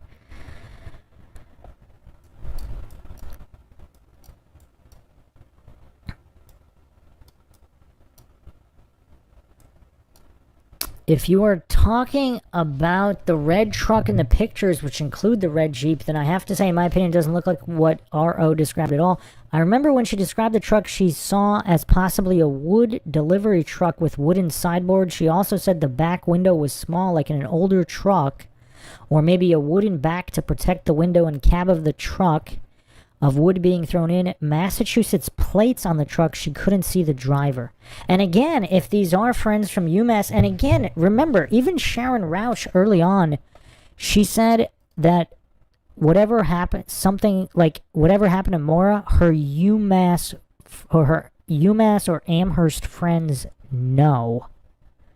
And that was Sharon Rauch. See, I kept saying all these years, what if Billy Rauch is the good guy? Like, I would say it on every podcast, right? Something doesn't sit right with his behavior, but it's not necessarily because he's the bad guy. And maybe he was a bad guy in terms of, like, maybe he was a bad boyfriend, etc., and did all this bad stuff. Maybe that's all true. But, you know what else is kind of crazy? What if Billy knew she was a CI, and maybe she didn't want to be a CI, and he told her to do it? And in his mind, that got Maura killed. And when he's drunk, he would tell some woman, I'll kill you like I killed Maura or whatever, more out of guilt, psychosis, whatever. I don't think anybody's considered that angle. I think I'm the first person to bring that up. We're just trying to check all the boxes. I mean, this is like the most comprehensive episode we've done in a long time.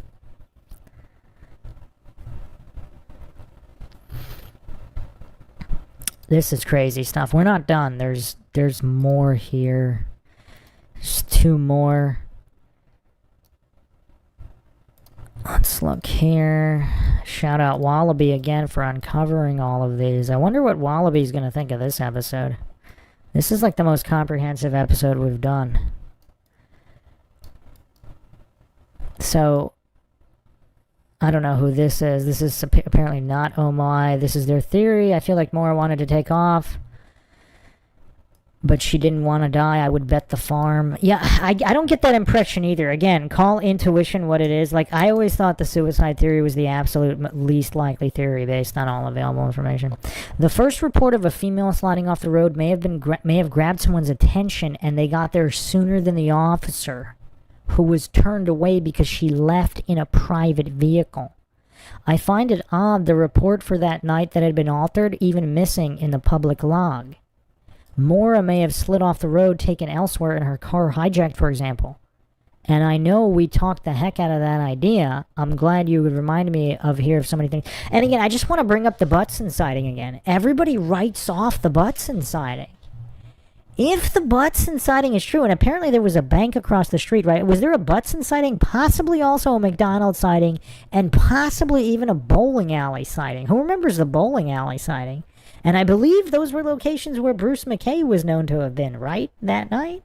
I mean, it's just crazy. Like, how are we going to forget about all that? But anyway, here, so school bus driver says so this is Butch Atwood. He mumbled under his breath, "Yeah, right," and something to the effect that she lied, saying that she had called AAA. Knowing like he did, there was no reception. But dang it, why did the police look for Maura at all to pretend the next day they had no idea? Makes me feel like Butch was a patsy.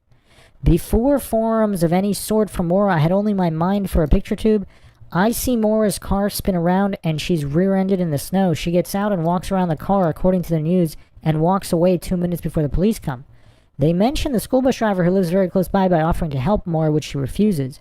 Days go by, weeks, months, and then it's said she was seen hurrying down the road, so not to worry, more or less. I'm asking everyone I know, does this make sense? Same answer every time. Who was the last person to see Maura? Now, I don't know what happened, but somebody in that little group of people do, just my opinion. Not that little town. Somebody in that little group of people. I don't know which group she's referring to. The town people?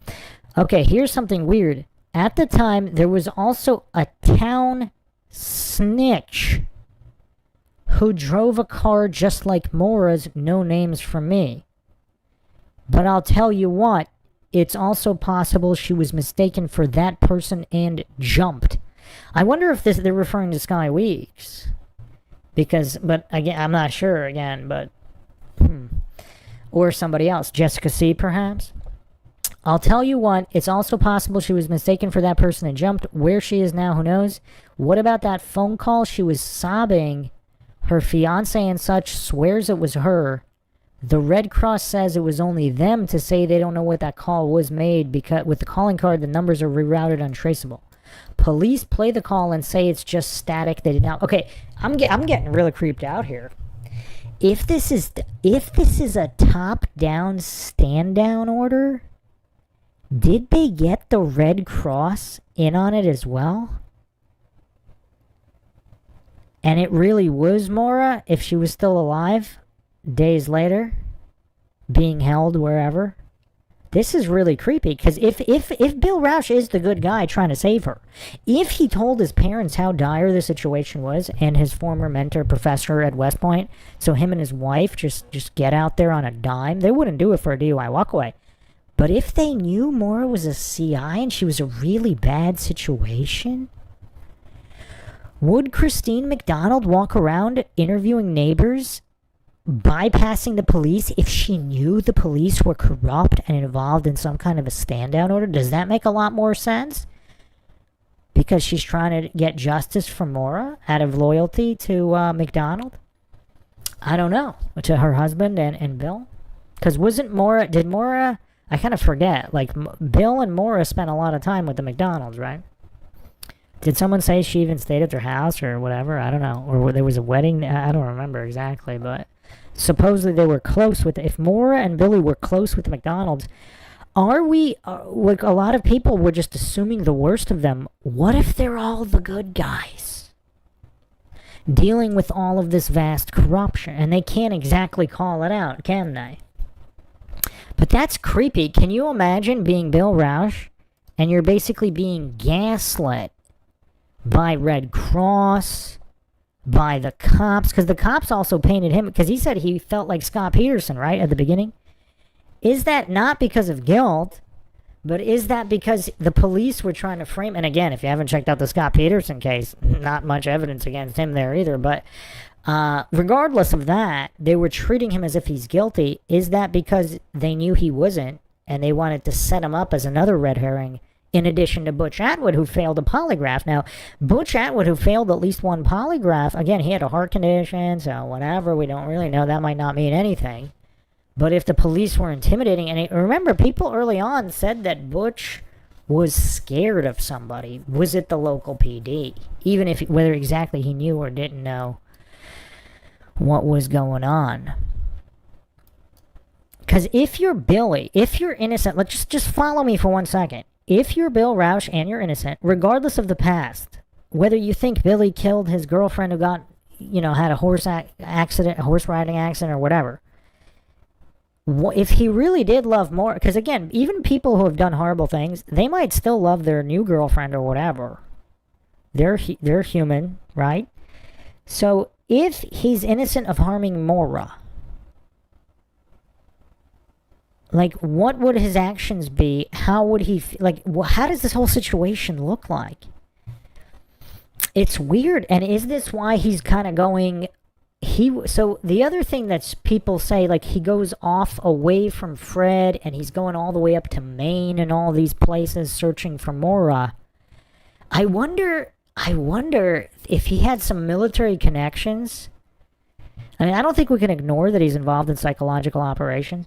Also, did he go crazy after that? Because think about it. You're dedicating your life to your country, and then there's all this corruption that might have gotten your girlfriend killed. Who, at least from Billy, I mean, maybe Maura wouldn't have been happy that life, but let's say from Billy's point of view, they really were engaged to be engaged in his mind, whether that was true or not. Like, maybe he thought that's what would happen, and he would marry Maura and spend the rest of his life with her, and that's in his head, and then all of this happened. Wouldn't that make you crazy? If the same government you're dedicating your life to got your girlfriend killed by ensnaring her in a CI situation and you can't even get justice for her, would that not drive you crazy? DEA 56 in the chat says, yes, his sidekick, Officer Catherine Elizabeth Brunel, died by suicide May 30th, 2007, reportedly with 2 guns, just like Cecil Smith. McKay was killed May 11th. You know what's weird? Is the 2 guns thing some kind of like an insider thing? Like, if whatever club or good old boys network, corrupt network, is that like a symbol? Where, like, if somebody's about to go public, they commit suicide with 2 guns? Like, I don't know. There were rumors about Cecil or whatever. Like, people think he would, like, go public with something. But anyway, let's continue this here. What about that? So, yeah, they didn't want to listen to their pleas. Back to the sad day, Fred was given the news and the knife. Oh, yeah, let's not forget the knife, the molten knife. Why would police let a potential murder weapon get handled any more than it had to? By the time law enforcement still had no probable cause to search, and CW's land trailer was never searched either because of no probable cause. We have to trust that they are doing the right thing. Maura's car at last word was sitting outside still. Any and all evidence long gone by the elements. And you know the other thing, remember that story? Like, let's tie this all together. Let's hit everything in this episode. Remember when John Smith, they didn't want Maura's car, so they were going to release it. And then as soon as they found out that John Smith was going to take it, all of a sudden they don't release it anymore. They don't want to release the car anymore. Not to mention all the stuff they gave and took back from the family. Like, that never happens in any other case. There's some crazy corruption going on here where they just really don't want this solved, right?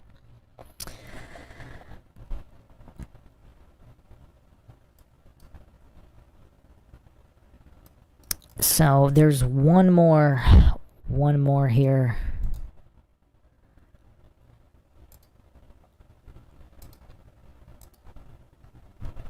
So is there a town snitch? I mean, there's the whole Jessica C situation which went over, possible connections to people on the track team. Perhaps there were multiple people on the track team also involved in this drug situation.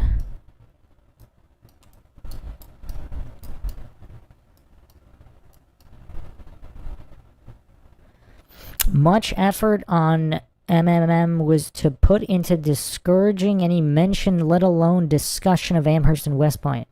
Helena was used by Fred. Fred was calling the shots. Helena was told to discourage any and all discussion of Amherst and West Point. Rule of thumb, whenever you are told not to look in a certain place, you know this is exactly where you should be looking. Well, it's also weird because look at how the Roushes are totally not on the same page with the Murrays, right? I mean, who knows when exactly that happened, but that's an interesting point, isn't it? Why exactly were those closest to Maura want to discourage discussion of Amherst?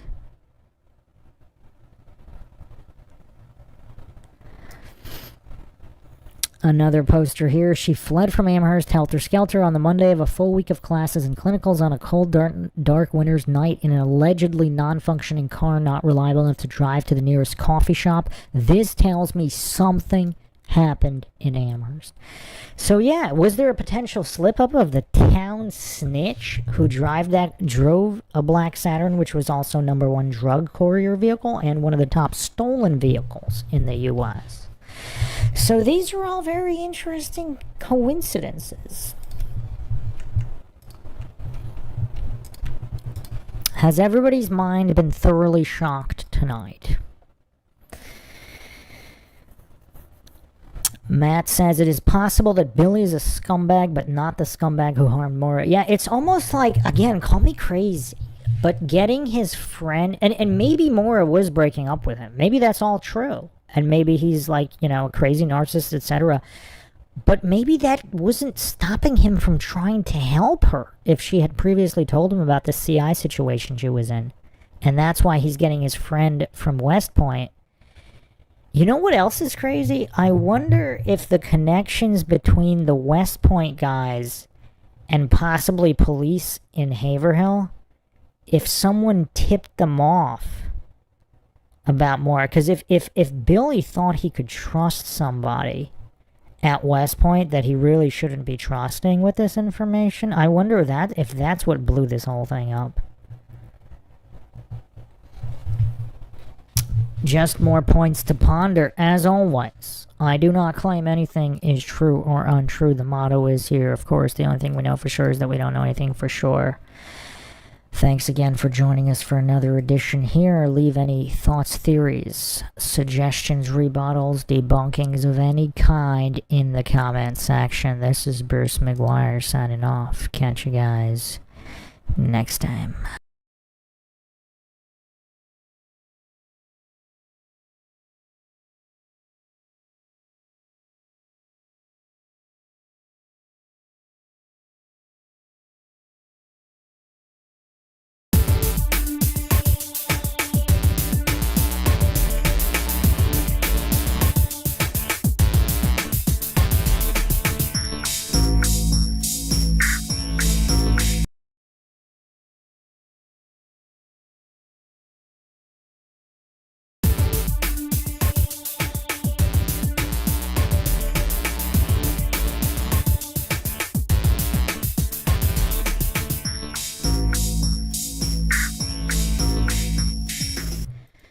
Welcome to MindShock True Crime. This is the Maura Murray series, the longest running series on MindShock. I am your host, Bruce McGuire, and we continue to delve into shocking new revelations in one of the most mysterious true crime cases in modern history.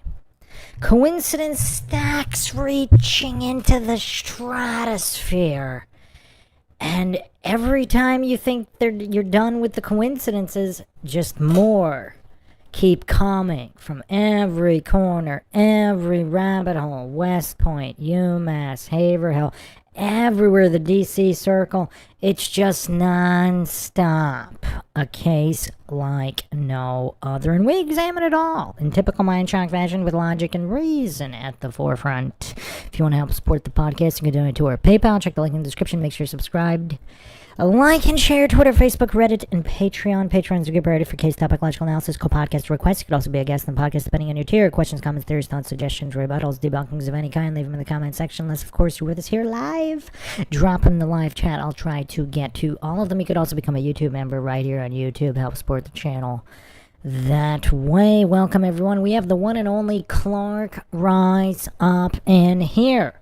Of course, who cited Maura Murray at UMass years later, possibly with her children. How do we rectify that into everything we've gone over so far? It's tough. It's tough. Welcome, Sarah Catherine and Scott Hawkins as well. So I got a few follow-up emails here with a major mind-shocking revelation. And so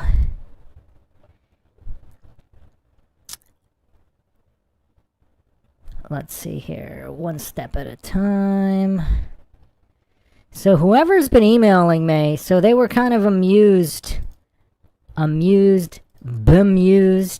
however you want to say it, that I mentioned the possibility that it would be kind of funny if it was Kate Markopoulos who was emailing me, because Kate was not mentioned a single time in this person's final theory, which of course I amended to try to rectify all the situations in Haverhill, because I don't think it's coincidental.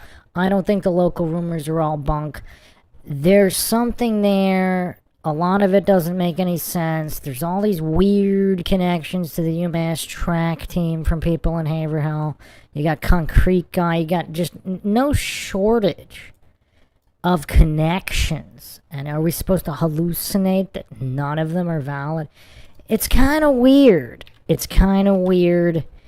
think this is all a web that needs to be connected. So Kate Markopoulos, of course, other than Sarah Alfieri, apparently Maura's closest friend at UMass. So let me go through this individual's email since, yeah, okay. So this was their follow-up.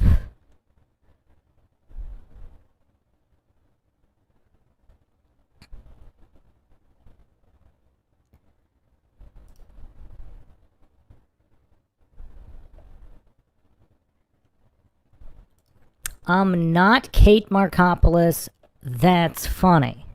So then I asked them what their thoughts are on Kate, because she was supposedly with Maura for much of that weekend, including with Fred. And this individual responded, Kate was the only one who seemed to be in turmoil over Maura going missing. Didn't she openly sob and say something like, I don't know where she is, but we have to find her? But Skinner, Sarah, and Erin just have done some bizarre expletive. However, Kate might be lying, because wasn't she at that bar with Maura and Fred? Maybe that was a planning spot too. She said they never mentioned shopping cars for that day. And who knows what really happened between any of them, even Fred. Because if the Saturn was used in the Patrick Vassie hit and run, and they were trying to help, so Kate Markopoulos Maura's closest confidant, and it was she with Kate and Fred because Skinner, Sarah Alfieri, and Aaron Larkin were kind of the CI ring and the corrupt UMPD, all of that nonsense. And Kate Markopoulos wasn't part of that. Kate Markopoulos was her real friend on the track team, and obviously Fred, her father. So was this really a planning meeting on trying to figure out what to do about all of these like corrupt CI or drug dealer issues with Skinner, Sarah, and Aaron Larkin? And was Kate really not part of any of that? And again, the FBI was boots on the ground first, so who knows what kind of stand down orders or gag orders. They might have just simply told all these people not to say anything, and then silent UMass was born. Because if the FBI said, okay, there was some kind of CI situation or some kind of sensitive top secret situation, just don't say anything about anything. Like, what are they supposed to do? I mean, obviously they could defy the FBI, but what kind of college kid is going to feel comfortable doing that?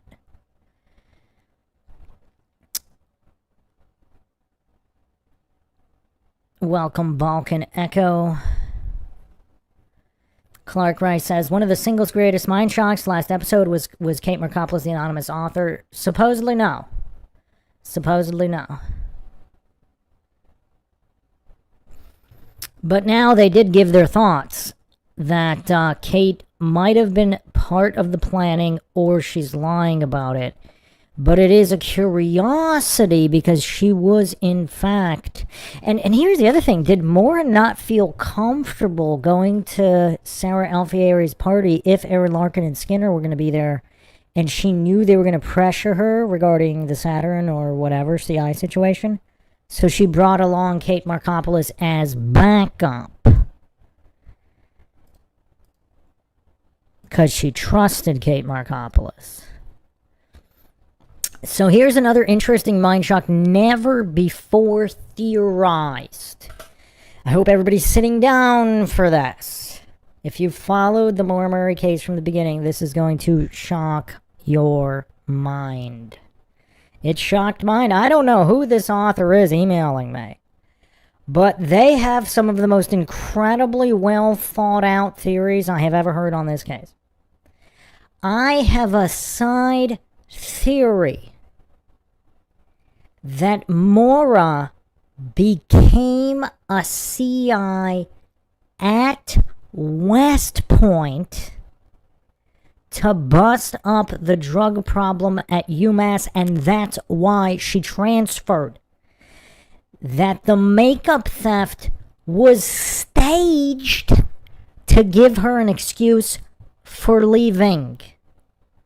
I think drugs come in through the medical education side of UMass, which is actually kind of interesting because we went over a bunch of those issues, and Alden Olson actually was bringing that up as well as some like bizarre stuff like organ harvest, just crazy stuff, but with documented receipts, which we went over in the Alden Olson episode, so you can check that out.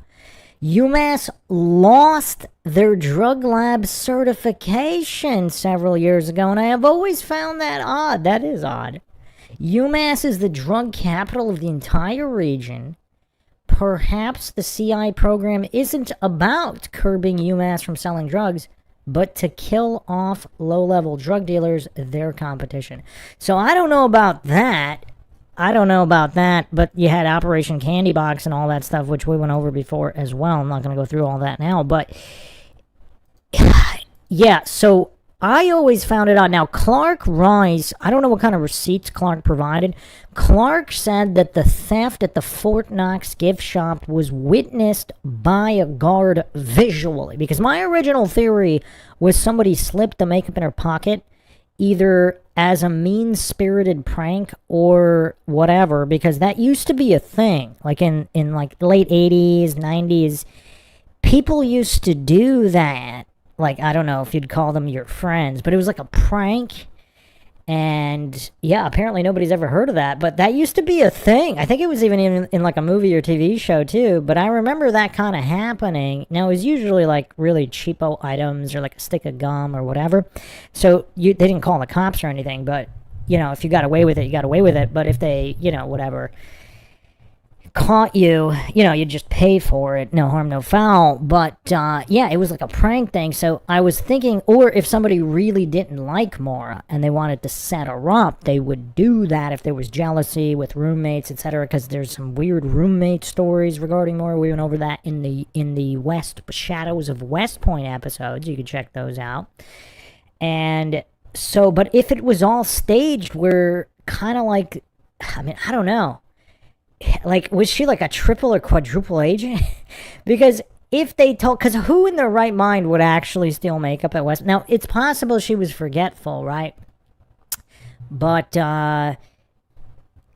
anyway, if the plan was set in motion and they told her to get caught shoplifting as the cover to become a CI in a transfer to UMass, that'd be quite interesting. And before all the goofs start spamming the appeal to incredulity logical fallacies, before the coincidence theorist goofs go crazy, there's some receipts here. Not necessarily that happening, but this individual has uncovered way more drug connections and CI connections that are just bizarre, and we're gonna go over them. So let me catch up with the comments here.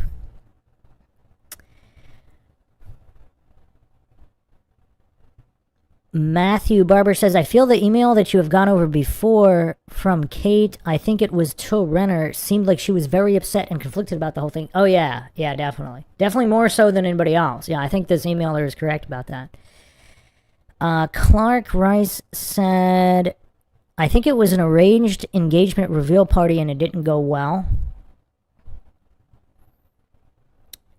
Oh, you think oh, wow, Bill Rausch was there? Interesting. Because, yeah, we don't have, like, that's the other thing, too. Like, and I forever have postulated from the very beginning, I think Bill Rausch might be the good guy. He might be a scumbag, but he might have been trying to save her from other scumbags, from criminal-minded scumbags. It's tough. It's tough to figure that out.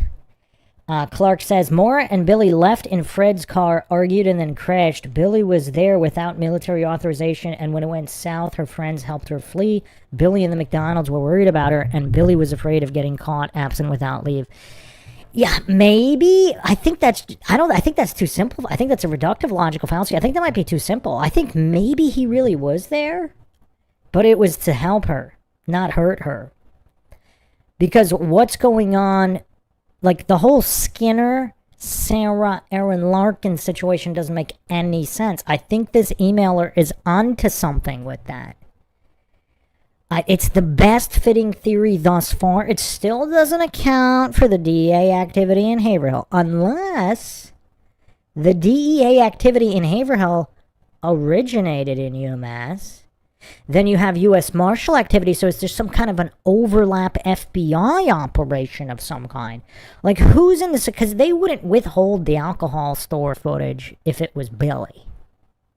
But if it was Skinner, and Skinner was some kind of CI, part of an FBI op, or somebody else, part of an undercover FBI agent, there's no way they would release that. So yeah, we have to keep that in mind. We definitely have to keep that in mind. But if something doesn't, like, there's quite a few things in this case that just do not sit right. Like the mugshot, the sting up over a 2-digit credit card charge for buying pizza. These are things that have never before happened in the history of mankind, unless somebody can bring up those receipts. So it just doesn't make any sense. But if it's all part of a connected spider web, if it's all part of a connected web, and it's all orchestrated pieces, well, now maybe, like, how is it rectified? So if Maura herself staged the makeup theft, that makes more sense than anything. Now, Clark can speak on the so-called Grape Club And I added a G there for YouTube censors. At West Point. So Clark has alleged, correct me if I'm wrong, Clark, that Julie, Bill, McDonald, a lot of people were part of this club where they would get points for effectively assaulting and violating female cadets at West Point. Did I get that correctly? So I'm not sure where the emailer got to eliminating drug competition. Like, not sure about that. Again, I'm not saying anything is true or untrue. This is, of course, MINDSHOCK, where the only thing we know for sure is that we know anything for sure. But everything other than that, I think it might fit. I think I might fit. That might fit. So, yeah. So there's a few more emails here, and I think I have to redact them because I'm not sure this individual has ever been named. Clark Rice just adds allegedly. Well, what is everybody's thoughts on everything I just said with all of the new connections? Does anybody have any thoughts on this? We got a few dozen people in here. Nobody's got any thoughts on this? I mean, these are interesting because how do we... I never was able to fully rectify the West Point UMass situation. Was it really a case... See, the other thing is, if Maura was assaulted, and the rift between her and Julie could also be possibly over Billy or over the fact that Julie... Again, this is all speculation. I'm not claiming this is true in any way, but we're just going over hypotheticals. If Julie told Maura, again, I'm not saying this happened in any way before all the triggered goofs jump on this. I'm just trying to go through different scenarios, different theories, mutually exclusive theories to fit variables. If something happened to Maura, if she got something slipped in her drink, assaulted, whatever, and she wanted to make a complaint, is it possible Julie knew about the whole situation and she told Maura not to? And that it would cause too many problems, this or that, and then Maura became completely disillusioned with the military in general. Now, let's not fall for false dichotomies. That doesn't mean they possibly weren't setting her up to be a CI for this or that or whatever. But is that a possibility? Matthew says, if she was recruited as a CI at West Point, how do you explain the UMass credit card pizzas thing? I've always thought the crazy dorm mugshot pizza bus center was where she became a CI. Yes, that's where she became a CI for Amherst or Hadley or US. So I think, okay. I'm just speculating. I'm not claiming this is true or untrue. I think there could have been a major problem with UMPD. I think certain UMPD cadets might have been complicit with running drugs into the campus. Again, Maura's dorm, where it had like the biggest drug bust in history inside of a year of when Maura went missing. And so was Maura herself allowing drugs into the dorm? And was she doing that on purpose as part of a CI? As a CI? So they could catch the people, so she would let them in. Something's going on there. And then did it all get botched because either Skinner found out about it with or without the Saturn being involved? Like maybe they borrowed the Saturn and hit somebody, maybe they didn't. But, Patrick Massey, who had a gun in his dorm, who may or may not have been connected with the Iranians who owned his apartment building, who also owned some of the auto shops in the area. But that's a whole different can of worms. So is it possible? So her transfer, I do wonder if there's more than one thing going on here. I wonder if the transfer to West Point was under the guise of a CI, but it was like a general guise. So she's either reporting to the CI or whoever, or as a CI to the military, local police, whatever. And then there's an additional complication of if there's corrupt cops in Hadley or Amherst PD who are working with cadets in UMPD. Now, for all the Dunning-Kruger groups, the coincidence there's, oh, this would never happen. Like, were you really born yesterday? Do people think there are zero corrupt cops and zero corrupt cadets at universities? Really? Especially ZooMass, which is a known drug problem, where CIs have actually been killed, like a history of CIs getting killed at that specific, not a different university, that specific university. So to the ghosts hallucinating that this is, and appealing to incredulity, this is kind of crazy. So yeah, I definitely think something weird is going on between Amherst PD and UMass PD and their cadets, and Skinner might be at the center of it, and he might not be the only one. So there might have been a couple of them, and if they found out that Maura was a CI for the cops or for whoever, if they found out, what would they do to her? Would they do to her the same thing that happened to other CIs who were killed? I don't know. I'm just asking questions here, and the gullible ghosts do not want to ask these questions. But whoever's emailing here is a very astute individual, because these are some of the best connections I've ever seen. So I have to redact something here, but just give me a second, because they're about to connect everything here. We might be tying up the whole case right now, as mind-shocking as that is. So, give me a second here. Let me get this all lined up. This person has never been publicly named.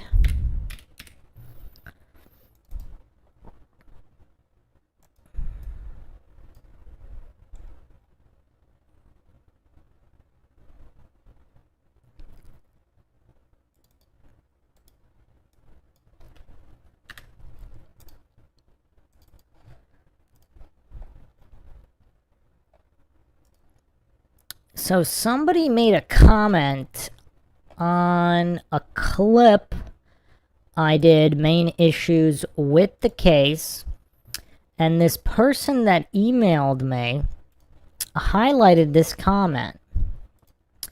Now this comment includes Stefanos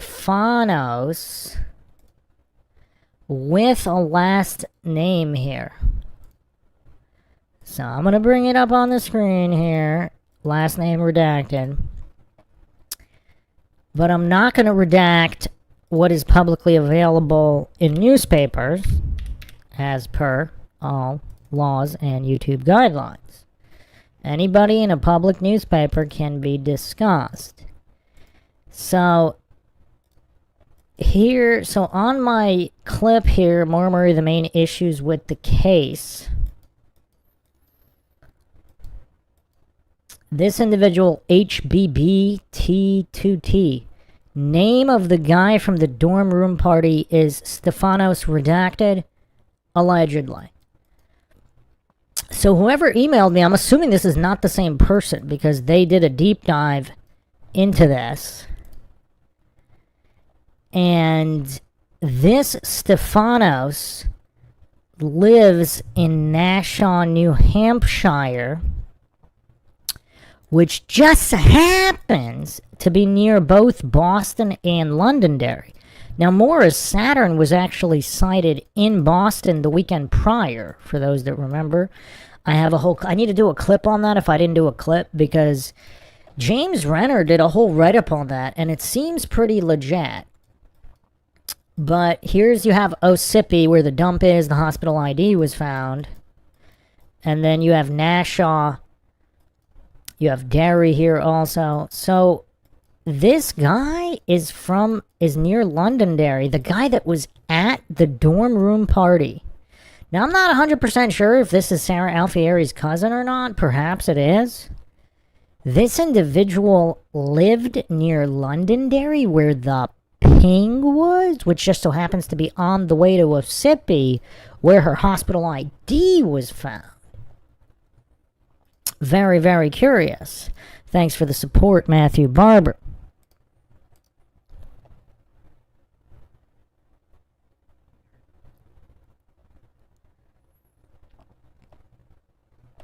So, what are the chances statistically that all of this is unrelated to this particular Stefanos? Because there's about 3 Stefanoses in this case. There's also Stefanos that owned the restaurant, Anthony's Pier 4, where the Saturn was sighted the weekend prior. Because again, there's no evidence the Saturn was at the at the UMass parking lot that weekend, whenever. They never released the footage. And again, you gotta ask yourself why. In any other case, they would have released the footage. In this case, the footage is not released. I mean, we've gone over cases in the 90s. I was just doing the Oklahoma City bombing case. There's CCTV footage from various establishments in the 90s. I mean, this is crazy. This is crazy. So, yeah, not to mention the common areas. So Maura's movements those last days, I mean, all the way up to Thursday. I mean, you'd have to take the past 2 weeks of CCTV footage. And the FBI probably did, right? The FBI probably has all of this. So, it's curious. The FBI has all of this footage. But what are the chances, coincidentally, statistically, that Stefanos, whether he's Sarah Alfieri's cousin as rumored or not, happens to live near the Londonderry Ping on the way to the Ossipee dump where Maura Murray's hospital ID was found? And the Londonderry Ping, of course, where the phone was apparently turned on, turned off, accidentally or not, by whoever, Maura or not. Also, let's not forget, Maura left her phone at that party. Now, did she really leave her phone? What happened at that party? Did things get violent? Is that why she left? We've previously considered the possibility that she was assaulted in some fashion, sexually assaulted, but perhaps it wasn't. Perhaps it was physical assault or intimidation relating to what's going on with the Saturn and trying to force her into this, CI entanglement, into doing what they wanted her to do, and she didn't feel comfortable, which is why she went to her dad's, unless Skinner or whoever, if they were following her from that party and they ran her off the road.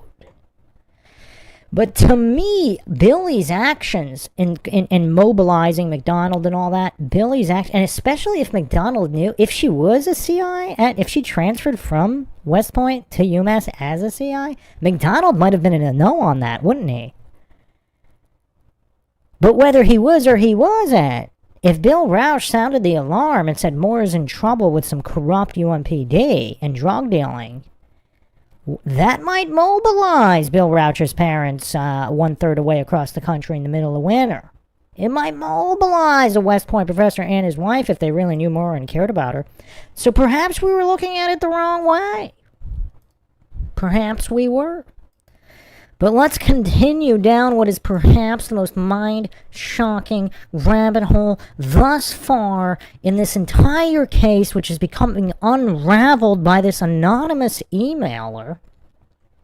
So let's go to this Associated Press article. This is public information, originally from the Telegraph.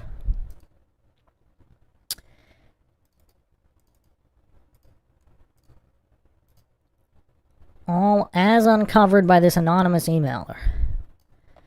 This is 2007. Nassau man held on $1 million bail. An alleged drug dealer is being held on a $1 million bail and faces up to life in prison if convicted on a host of charges. Police say that within a year after being paroled from prison on drug charges, Christopher Valeris, 28, became one of the city's biggest drug dealers. Now Valeris is back in jail. Police who raided his home Monday reported finding 20 pounds of marijuana, 10 ounces of cocaine, and more than $20,000 in cash. Now, what's the connection here?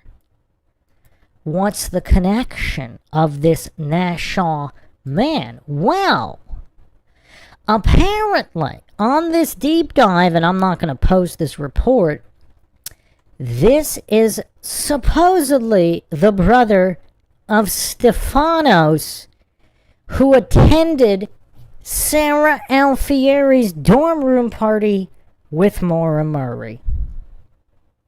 allegedly, I do not claim anything is true or untrue. This is public information.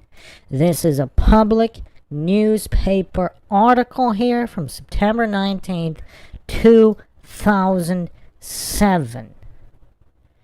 How's everybody feeling about the coincidence stack right now, people? How high does the coincidence stack go? Is it possible I'm not alleging these are the same people, but is it possible this guy's brother is the same Stefanos who attended the dorm room party mere days, possibly, I don't know what the exact hours are here, before Maura Murray's disappearance? One of the city's biggest drug dealers' brothers is at a dorm party with Maura Murray? Is that all coincidental? What's going on at that dorm? With all the drug busts, the UMPD, what does Erin Larkin really know, who also worked the security desk? Was she involved in some kind of drug situations? Who's ready for another mind shock? So this anonymous emailer dug up another newspaper article here. Hope everybody's sitting down for this. Informant called key part of crime ring in the South End by Jack Flynn. So, Springfield federal prosecutors claim Richard C. Burt, the former prep school basketball star turned government informant, was a key player in gambling, loan sharking, and drug dealing ring operated by South End barber Carmine Manzi and his son. The revelation surfaced in court papers filed recently by prosecutors seeking to bar Berte's former defense lawyer Vincent A. Bongiorni of Springfield, and let's not forget, Maura Murray called the Springfield number as well, from representing the two Manzis and another defendant in upcoming organized crime trial. While Berde joined the Federal Witness Protection Program last year, the filing marked the first time the government has publicly linked him to the Springfield faction of the New York City-based Genovese crime family. In a separate filing, Bongiorni, one of the region's top organized crime lawyers, acknowledged last week that Berde was already given extensive interviews to local, state, and federal investigators as part of his deal with the government, but Bongiorni argued his exclusion from the trials was unnecessary and would force his clients to seek lawyers outside Springfield, a move that would likely delay the trials. A hearing on whether Bongiorni would be disqualified is scheduled today in U.S. District Court. Berde is expected to attend, but prosecutors say he may return to Springfield to testify late this spring. Berde, 27, honorable mention, prep school All-American basketball player. So again, we have here athletes. Athletes involved in this. Cut a deal with federal prosecutors after being convicted for staging a fake police raid that forced a UMass drug dealer to turn over $20,000 at gunpoint. That's creative. What's going on at UMass? How many universities have students, have star athletes staging fake police raids? And how many drug dealers are walking around with $20,000 cash at UMass? Like, how daily of an occurrence is this at UMass? The former University of Massachusetts student agreed to testify against Carmine Manzi, 53, his son Giuseppe, 27, and 62-year-old Anthony J. Delevo of Westfield, identified by prosecutors as the area's top-ranking mafia figure. And let's not forget, Whitey Bulger's own brother is the president of UMass. You can't make this stuff up. Like, if you wrote a movie about this, it would be unbelievable. Nobody would believe this many coincidences. The three are among 16 defendants, including several former city employees and a civilian police dispatcher facing racketeering charges after being snared in a state and federal organized crime crackdown. The defendants allegedly participated in gambling, loan sharking, and money laundering ring that raked in thousands of dollars a week, threatened to beat or kill debtors who fell behind on payments. No date has been set for the trials, but testimony is expected to begin within the next 2 months. Berde was given a mandatory 20-year sentence after a Hampshire... Wow, it's called Hampshire County? Jury convicted him of masterminding the robbery of the UMass ecstasy dealer in 98. Within 18 months of his conviction, Berthe had joined the Federal Witness Protection Program and was placed in an out-of-state prison. So all the goofs hallucinating that Murray couldn't have been in witness protection. I mean, here you have another UMass. This is all at UMass. Like, we're not even going to different colleges where this happened. You have former UMass athletes going into witness protection. You have UMass drug dealers with $20K walking around daily. What is going on here? What is going on here? This is crazy. I mean, not really, just other details here. So it's unclear whether it operated in Amherst or Springfield, but again, UMass, the connection to the UMass drug dealer. And this former star athlete at UMass going into witness protection. So this is a few years prior to Maura Murray going missing, but yeah, it's just, a few years previous and largest drug bust going on inside of a year. What is going on at UMass? And then you have actual CIs like Santa Corey actually getting killed at UMass CIs getting killed. So you have all this precedent. Now, if this is true that this major drug dealer's brother is at this UMass dorm party with Maura Murray mere days before she disappears forever, and goofs are gonna hallucinate, it's definitely not related. I don't know. This is crazy. This is crazy. This is absolutely crazy. Oh man, what does everybody make of this? I mean, just the receipts presented here. The receipts.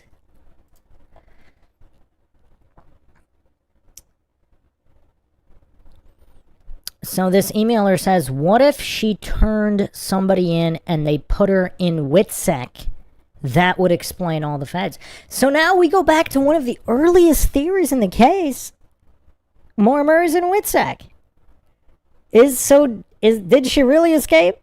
And so all these criminals are still trying to dump the Saturn, and it really wasn't her at the scene. And maybe she really wasn't harmed.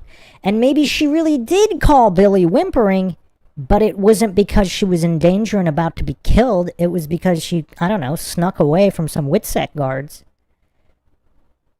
and was upset that she was in WITSEC. I don't know. Or was she on her way to WITSEC and something went wrong? Was this a botched operation and she got killed before she got to WITSEC? I mean, there's so much to consider here. But to hallucinate this is all coincidental. I mean, how can we logically do that? Does any other case have this many coincidences? The stack's a mile high. The stack is a mile high. What is going on here?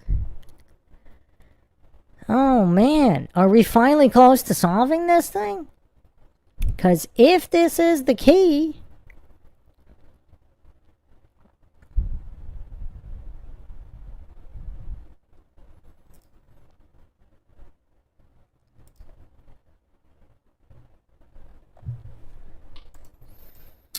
another article here dug up, and again, is it kind of weird? I always thought it was kind of weird. Patrick Vassy said, oh yeah, it wasn't Maura who hit him. He doesn't know who it was, but it wasn't Maura. Like, how would he know? And he has a gun in his dorm. So is this all drug connected? So here's an article here. This is going all the way back. Springfield Daily News, April 15th, 1971. UM called area drug center. So how long has all of this been going on?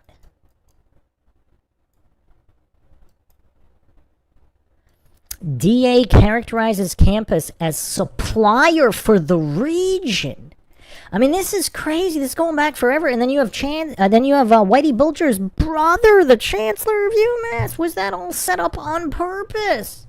Franklin, Hampshire District Attorney John Callahan says that between 25 to 50 youths, as Joe Pesci would say, youths, youths in the Amherst area are making $1,000 a week. $1,000 a week in 1971. Let's get the inflation adjustment here.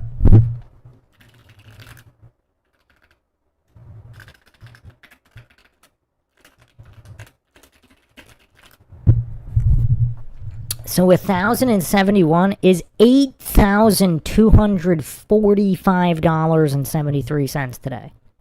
So inflation adjusted, these people are making 25 to 50 youths in the Amherst area are making over $8,000 a week selling drugs to high school students in Northampton, Holyoke, Chicopee, and Ludlow. I mean, this is crazy. This is crazy.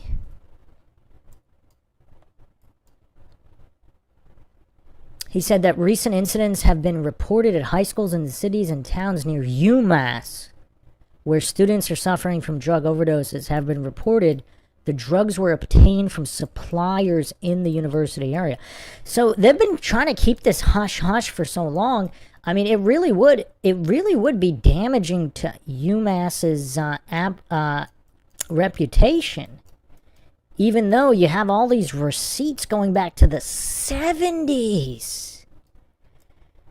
Because how much of this was public knowledge back then, like aired on mainstream media? I mean, there's articles here and there, but how many people really knew Zoom? I mean, it was called Zoomass for the partying, and I mean, obviously they knew there were drugs on campus. There's drugs on almost every campus. But did they know that UMass specifically was a major supplier, like the biggest in the area? I mean, that's crazy. I didn't know that. Matthew says, this is way out there, but if Maura was ambushed and killed at Amherst, what if the killer contingent did their research and chose to stage the wreck in Haverhill because they knew how expletive up the PD was up there? Red herrings upon red herrings. Maybe, but for some reason it seems like it just came off the tow hitch. It seems like they probably would want to take it to like the Loon Mountain parking lot. And and again, we have the Loon Mountain 3. Maybe they really did know them. Because if they're running drugs up and down there, they knew a lot of shady individuals. Maybe they were planning, and there's also a car crusher at Ossipee, but in that area near the dump. But it seems kind of like, why would they pick that specific spot with their neighbors? So unless you're saying they wanted to dump it somewhere in the forest in the general area. I mean, I don't know. But is there another connection? Because the Saturn is like the #1 drug courier vehicle and either the #1 or #2 most stolen vehicle that year. We went over all of that. I wonder if somebody was using Maura's Saturn to deliver drugs up there without her knowledge. And so that corridor, that drug corridor from UMass to New Hampshire up and down was frequently used. And then maybe without Maura's knowledge, unless it was with Maura's knowledge and she was the CI and she was the one moving the drugs up and down there as a CI, and then something went wrong. So I don't think that area is coincident. I don't think it's a coincidence. There's something weird's going on. Something super weird is going on. Clark says that article was generated during Nixon administration's effort to discredit universities. I don't doubt it is probably accurate. Maybe she wasn't a CI. Maybe she was a mule. Clearly she needed money. Yeah, I don't know. So she was a mule and never a CI? Like the dorm mugshot, like all of that that just spells CI recruitment. So maybe she was doing something with drugs before, then she was a CI to turn on. I mean, I don't know. Or she was a CI the whole time. Something's not adding up in this case. Something is not adding up. And I don't think it's been stated enough how much of a drug center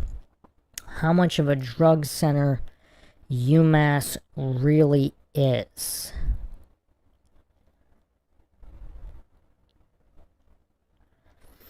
So if the brother of the biggest drug dealer in Nashua, near Londonderry, is at that dorm party. Like, what does that change? I mean, that's pretty crazy. So even if Maura herself wasn't directly involved, if Aaron Larkin, Sarah Alfieri, Skinner, other people in UMPD, she works for UMPD, she's at the security desk. If they're involved, maybe they tried to recruit her and she didn't want to do it. But now she knows they're doing it. What if that credit card charge was a setup warning that she better get on board? She better get with the program. Clark says, was she set up with the credit card fraud charge to force her to agree? Very possible. Very possible. Matthew says, I think they chose the area, not the actual site. Yeah. So yeah. That's what we have here. I think we're finally getting close. I don't know who this anonymous emailer is, but they've connected dots I've never seen connected. They've provided receipts I've never seen before. I mean, this is pretty incredible stuff. This is pretty incredible stuff.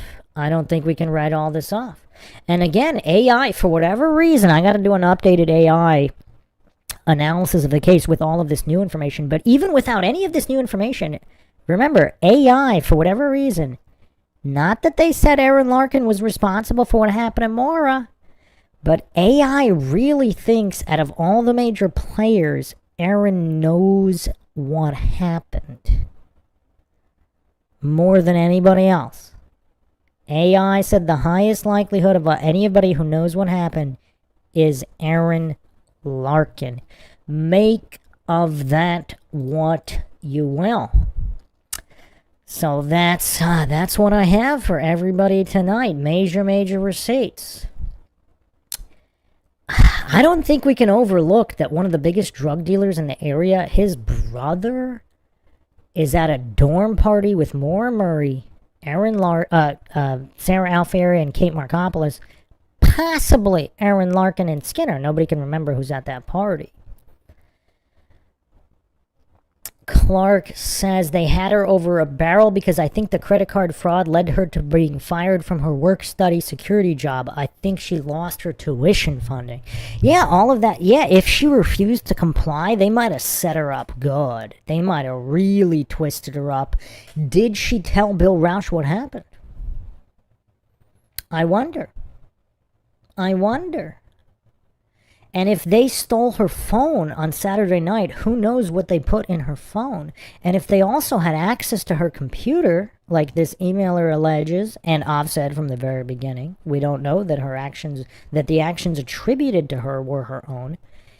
If they set everything up, like she's going up to wherever, New Hampshire, Vermont, Maine, and, maybe even trying to stage it all as a suicide. The question is, did she get away and get into WITSEC, or did she not? And then we also have, obviously, the weasel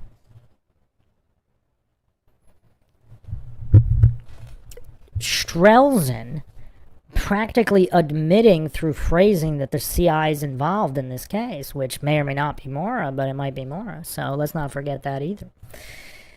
So I hope everybody found another edition of MindShock True Crime interesting, informative, perhaps the most mind-shocking episode in this case thus far. And I think another reason things could be really squirrely up in Haverhill, if the cops up there are involved in some of the drug running, specifically from UMass, that might cause them to behave like they behaved, right? Regardless of whether or not Maura was there. They'd be real squirrely with that stuff, especially if they're into a whole bunch of other illegal activity.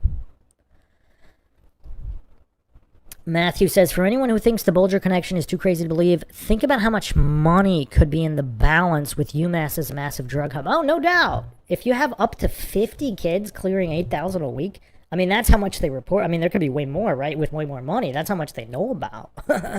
Could be way more than that. I mean, again, look at Operation, was it Candy Box? I'll make a clip from that, and I'll release the clip so everybody can get brushed up on that, but that's crazy.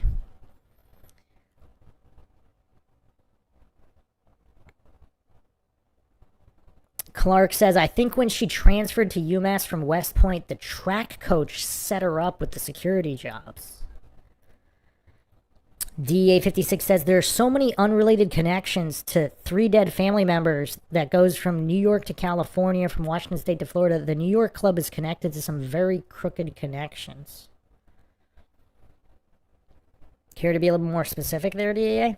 But we're wrapping up here. I'll do a live Q&A. There's still some info I never went over in the Maura Murray archive, but yeah, this is all really weird. This is all super, super weird. I'm not convinced she's in WITSEC, but perhaps the goal was to get her in WITSEC.